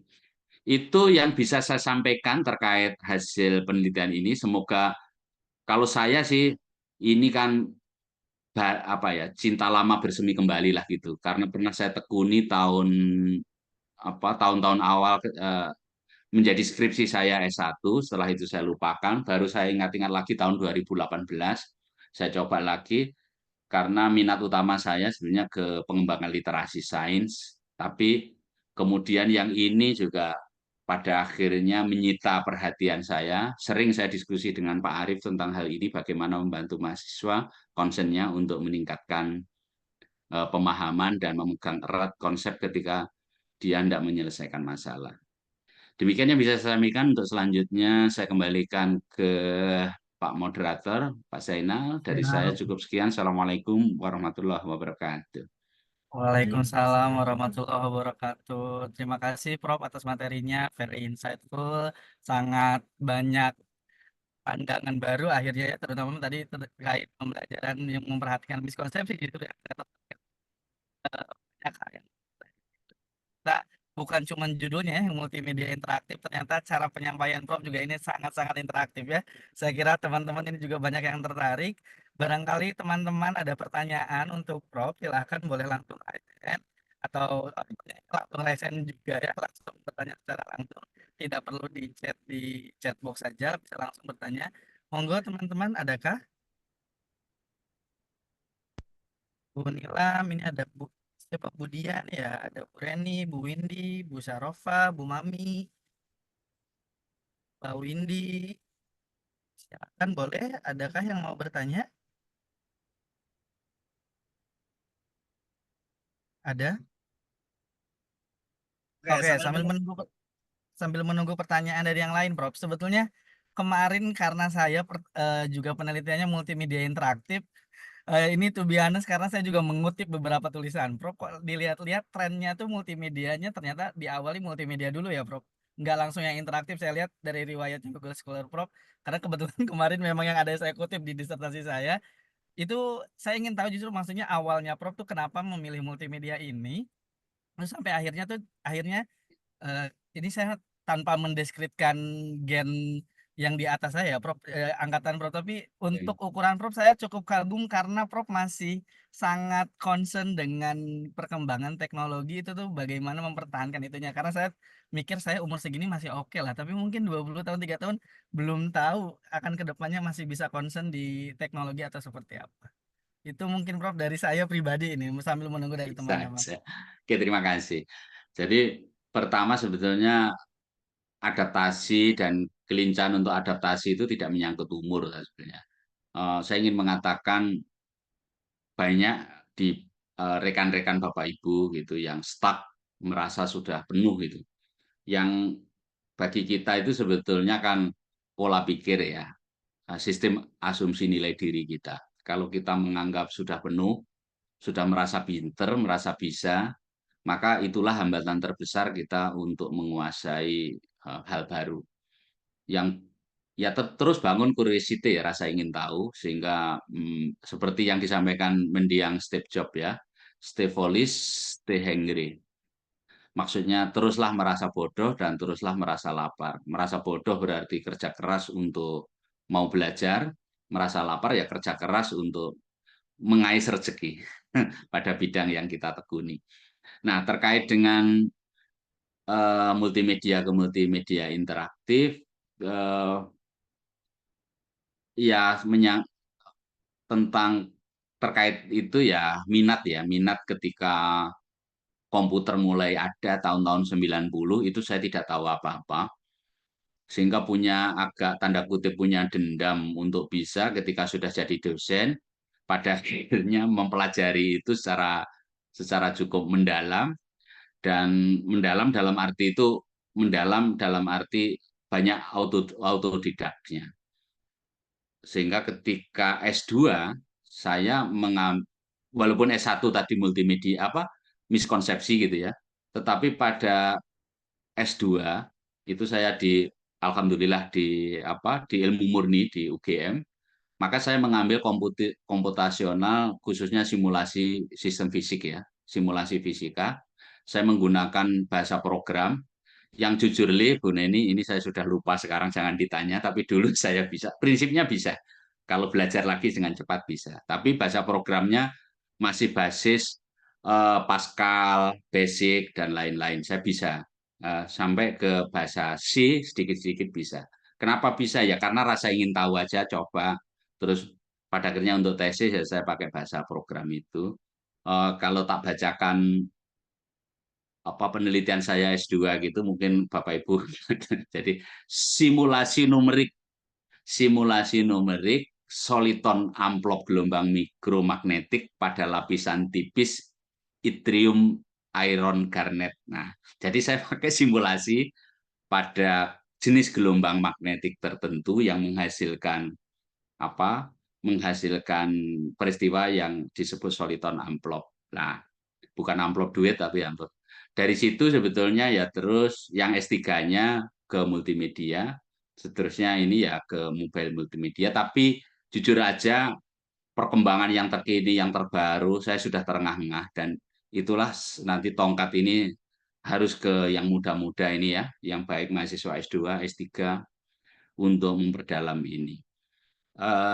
Contoh misalnya multimedia interaktif itu pada akhirnya sekarang sudah agak sulit ya untuk ke jurnal. Kita harus temukan hal barunya, tapi kalau hanya menggunakan multimedia interaktif saja umumnya akan di-reject.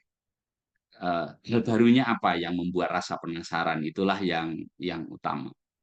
Jangan dipikir saya tidak di-reject dengan menggunakan multimedia. Ini saya punya 2 artikel yang masih di-reject, dan itu biasa ya.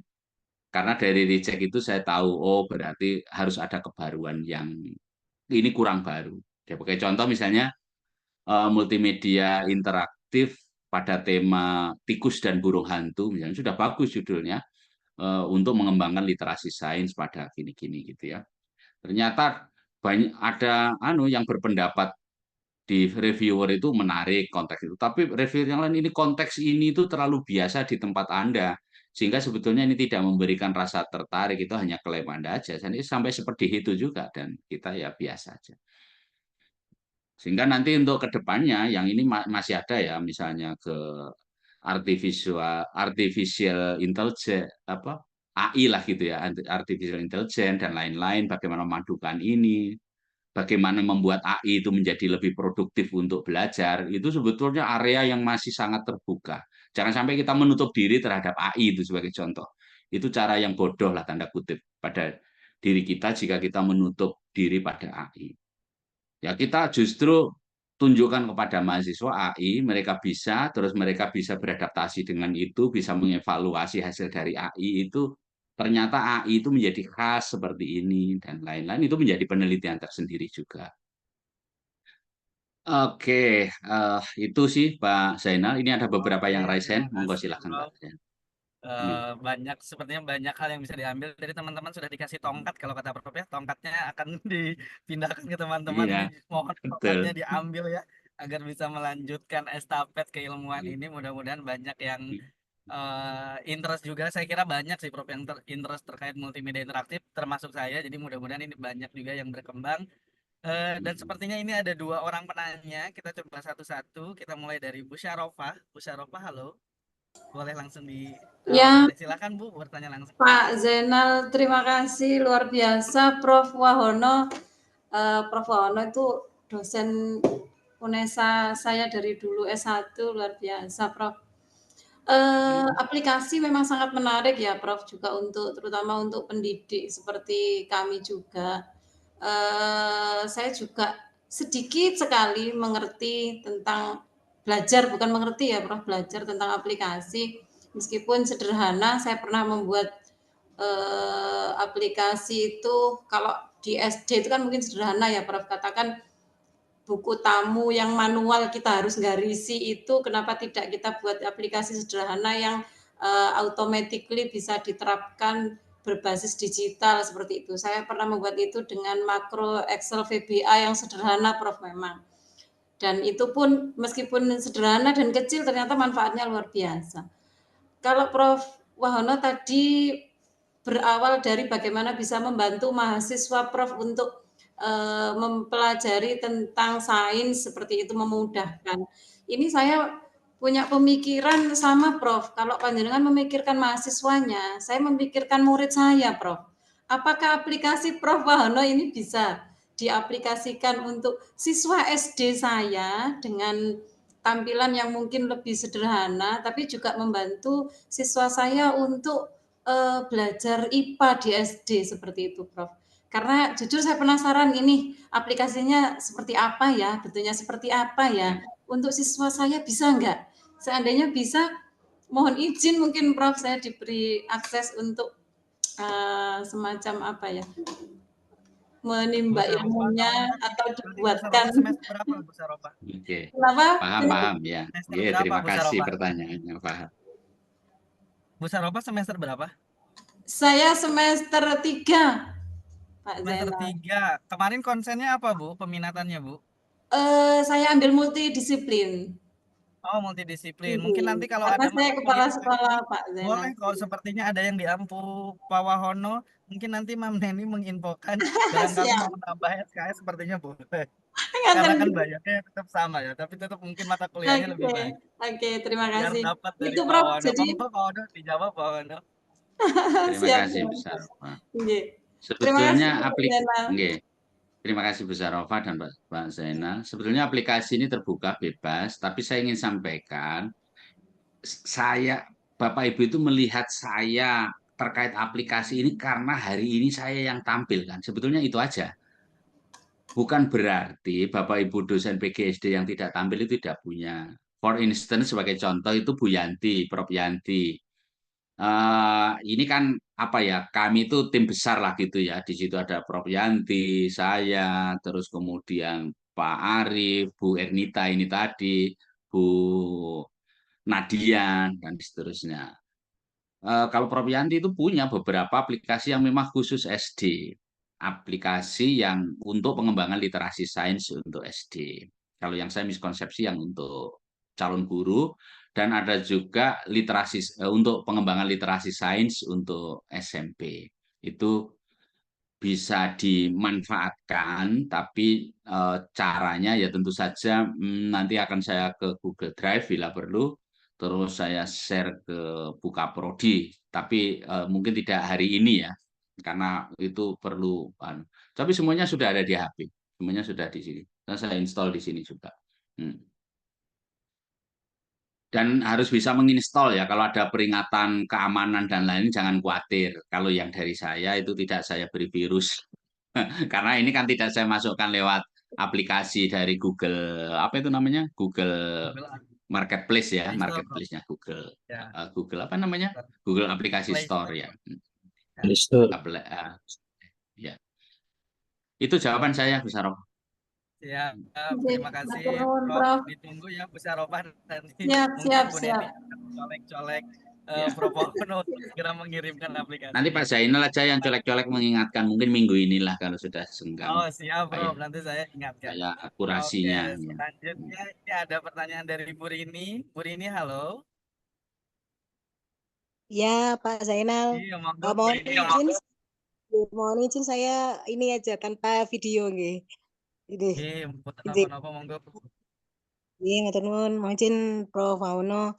Alhamdulillah bisa kontak kembali. Ini yang ingin saya tanyakan, apakah penelitian yang membahas miskonsepsi dalam pembelajaran itu sudah banyak nggih, Pak? Dan kalau memang begitu, apakah ini baru berkisar tentang pembelajaran sains saja atau apakah di pembelajaran sosial pun ada? Itu yang ingin saya tanyakan. Terima kasih banyak kesempatannya. Assalamualaikum warahmatullahi wabarakatuh.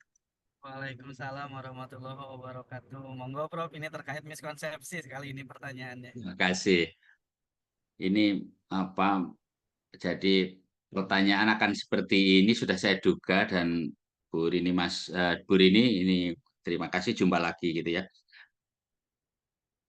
Untuk yang sains sudah banyak ya, tapi nanti saya rinciannya. Tapi saya ingin contoh seperti penelitian Prof Herman untuk guru besarnya yang dari pendidikan sains, itu juga menyangkut konsepsi dan miskonsepsi tapi pada kimia. Tapi arahnya begini, arahnya bukan lagi untuk menghakimi bahwa mahasiswa ternyata cukup banyak yang salah dan lain-lain, sudah bukan itu. Kenapa? Karena era itu sudah lewat, ketika era terkejut-kejut ketika mahasiswa, guru, dosen itu banyak miskonsepsi, itu terkejut-kejut tahun 90-an. Yang bukunya Berg itu mengungkap itu, guru sekian persen, ini sekian, ternyata masih banyak. Itu semua sudah menyadari bahwa itu. Yang trennya adalah sebetulnya miskonsepsi ini pada tingkatan tertentu, maaf ya, peneliti itu cenderung hopeless gitu ya. Karena di cara apapun ternyata ketika soalnya dibuat berbeda sedikit, miskonsepsi itu muncul lagi. Ya memang kok ketika soal yang sama dia tidak muncul, berarti ingat terhadap soalnya. Tapi ketika soal diubah, miskonsepsi itu muncul lagi gitu ya. Setelah satu minggu, 2 minggu kembali lagi dengan cara sehingga sampai tingkatannya itu agak pesimis ya. Ini jangan-jangan ini ya memang sifat dari nature dari orang ketika mengembangkan konsep itu pasti akan terantuk-antuk pada miskonsepsi ini. Ya nggak usah dibener-benerin, nanti akan bener sendiri ketika memasuki bidang kerja yang pas. Ya ada yang sampai tingkatannya sepesimis itu. Tetapi dalam konteks penelitian, Bu Rini, eh, perkembangannya ya tentu saja bagaimana membantu ya. Ada dua ya, bagaimana membantu mahasiswa agar bisa aware terhadap konsepsi diri sendiri dan kalau bisa syukur-syukur bisa meremediasi. Yang kedua, penelitian tentang jalan berpikir mahasiswa sehingga kok sampai ketemu cerita seperti itu yang disebut penelitian representasi di dalam benak mahasiswa. Ini rame pada tahun 2000-an 15, 16 sampai sekarang belum padam. Dengan mercusuarnya itu dari Italia ya, dari Prof. Di Sesa Italia itu dia concern terhadap hal ini.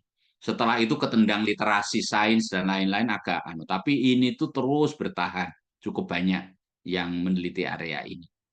Sehingga katakanlah kalau Bapak Ibu misalnya belum punya judul, terus tertarik, terus arahnya mau membantu siswa untuk meremediasi prakonsepsi atau miskonsepsi pada siswa dan aware itu bagus. Apakah hanya fisika saja? Tidak.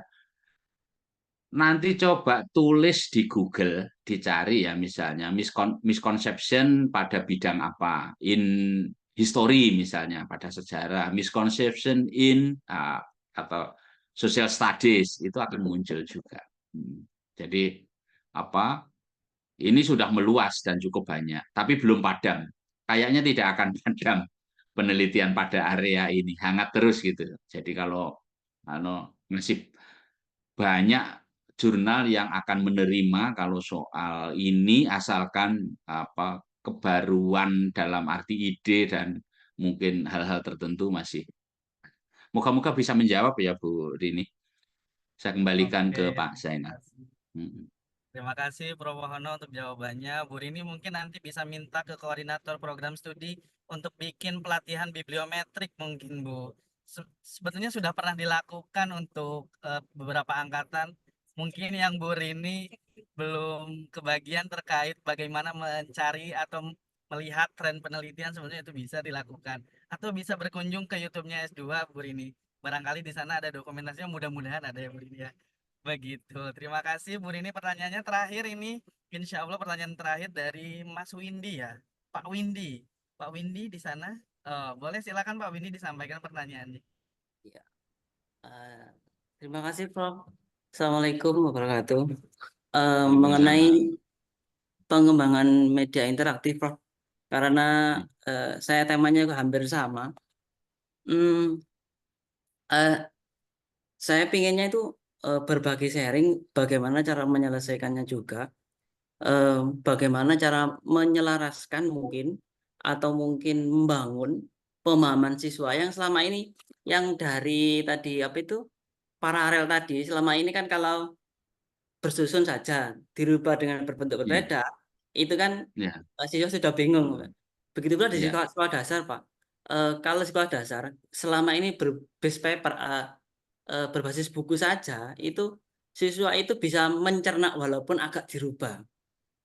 Tetapi di saat saya rubah menjadi sebuah pemanfaatan atau pengolahan pada pembelajaran berbasis teknologi, walaupun soal sama Pak, itu siswa sudah kacau sudah. Maka bagaimanakah cara saya, mungkin kami menyalahkan siswa ini walaupun soal sama dengan media dan paper atau yang di buku, tapi siswa itu tetap bisa menjawab, gitu Bapak.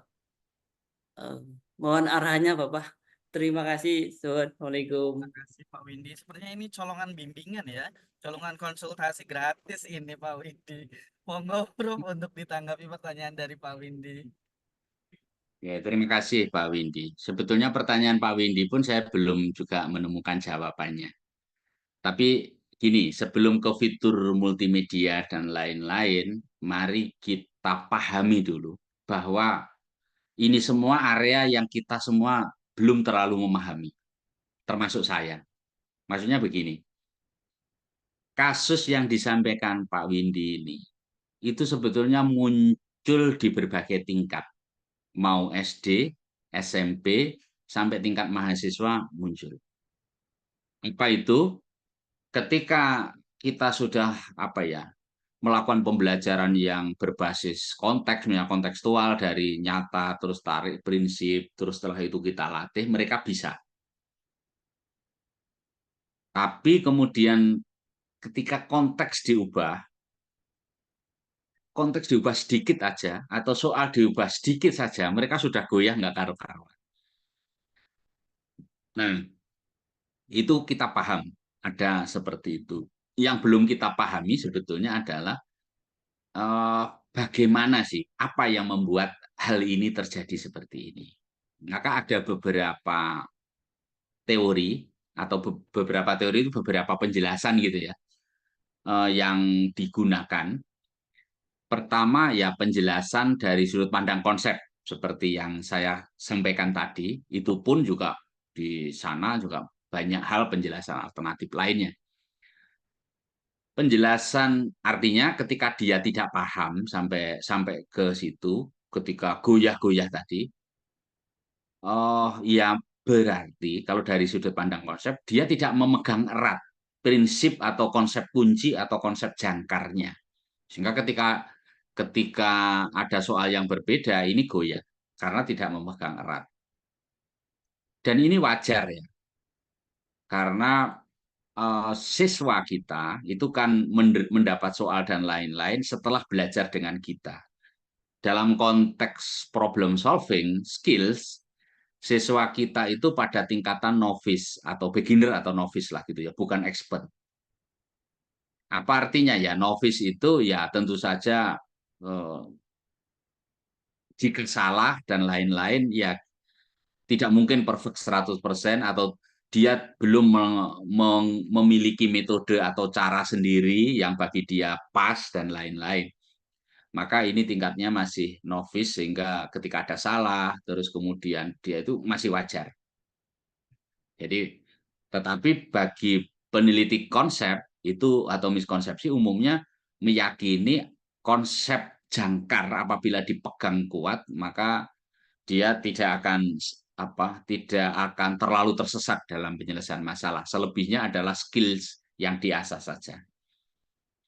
Tapi ada pendapat lain yang berbeda.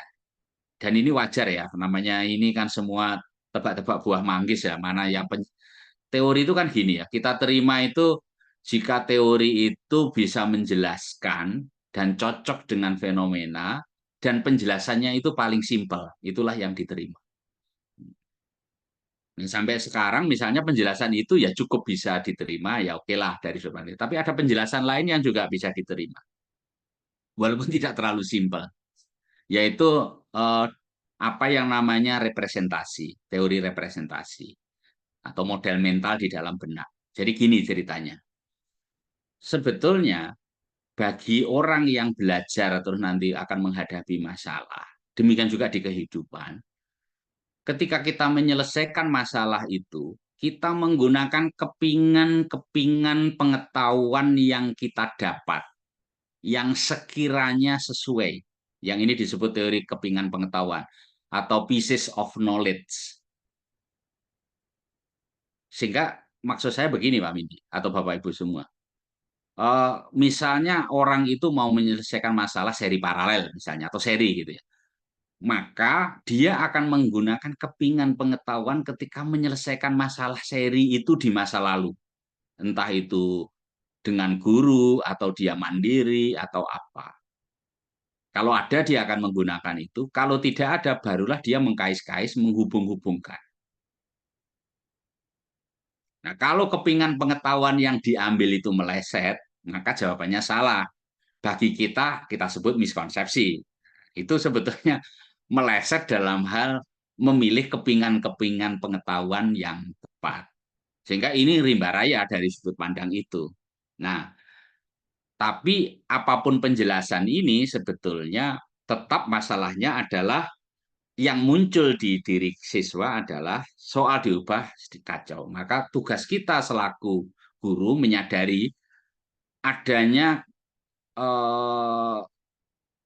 proses berpikir yang dia masih tahap novice, dan berikutnya dalam menyelesaikan masalah itu kita menggunakan kepingan-kepingan pengetahuan yang didapat di masa lalu. Sebetulnya intinya kayak gitu. Termasuk di kehidupan.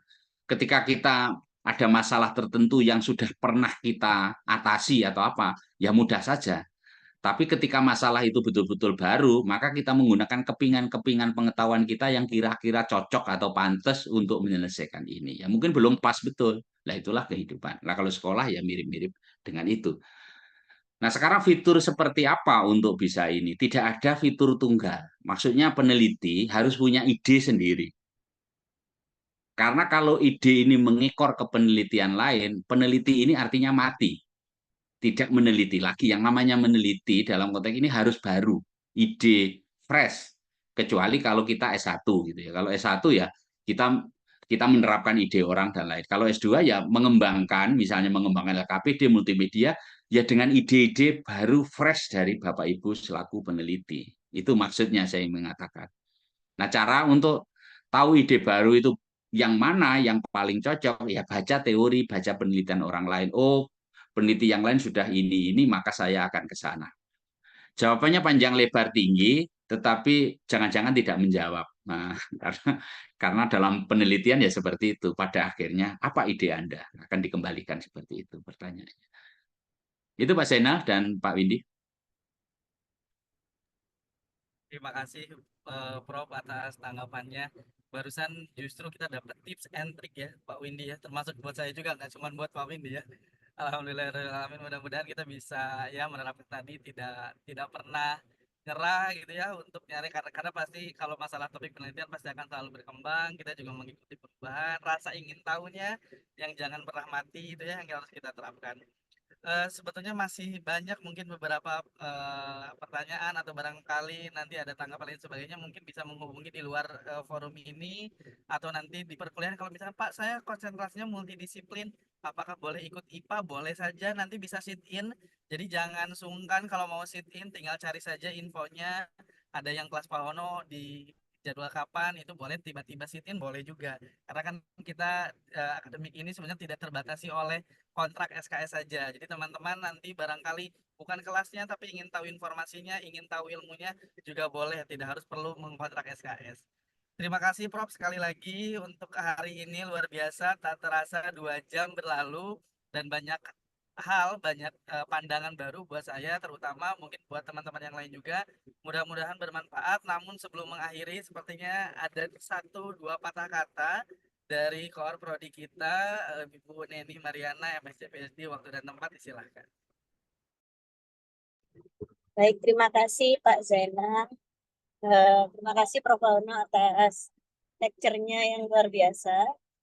Tidak ada yang bisa kami berikan gitu ya selain rasa terima kasih yang banyak melalui sertifikat yang kami sembahkan secara virtual, Bapak.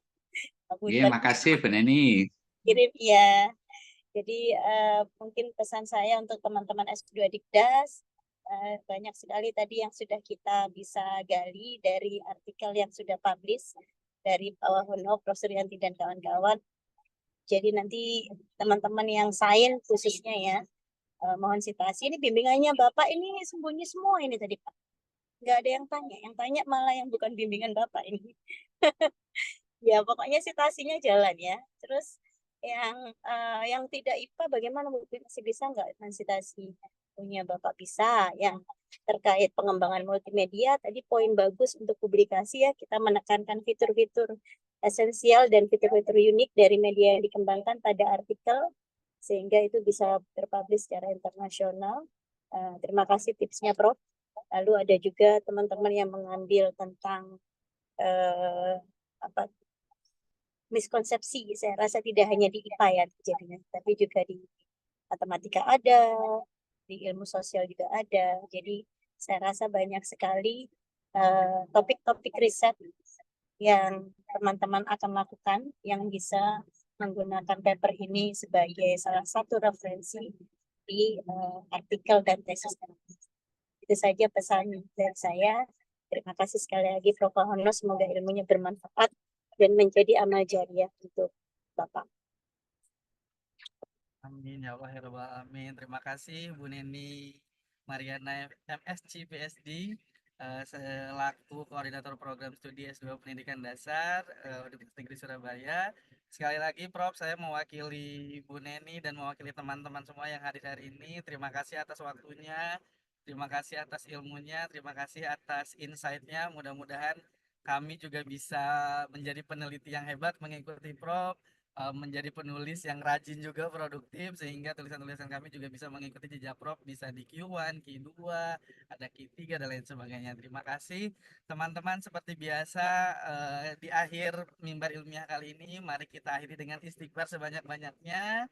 Astagfirullahaladzim, astagfirullahaladzim, astagfirullahaladzim. Doa kafaratul majlis, subhanakallahumma wa bihamdika asyhadu an la ilaha illa anta astaghfiruka wa atubu ilaik. Dan kita tutup dengan hamdalah bersama-sama. Alhamdulillahirabbil alamin.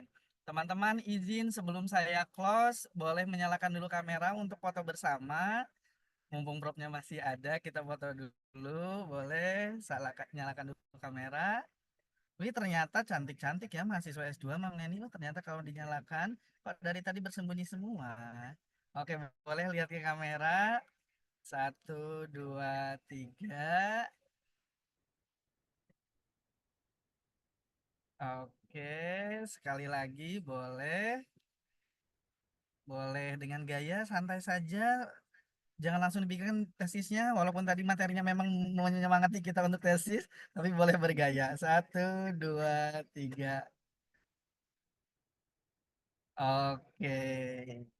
Terima kasih Bapak Ibu semuanya. Selamat melanjutkan aktivitas. Kita bertemu lagi di mimbar ilmiah bulan depan ya. Jangan lupa. Terima kasih sekali lagi matur suwun Prof. Wahono. Matur Terima suwun kasih Bu semuanya. Neni semuanya. Sehat selalu. Assalamualaikum warahmatullahi wabarakatuh. Waalaikumsalam. Waalaikumsalam Terima kasih warahmatullahi Prof. Terima kasih teman-teman wabarakatuh. semuanya. Terima kasih Pak Zai dan Bu Vivi. Yuk.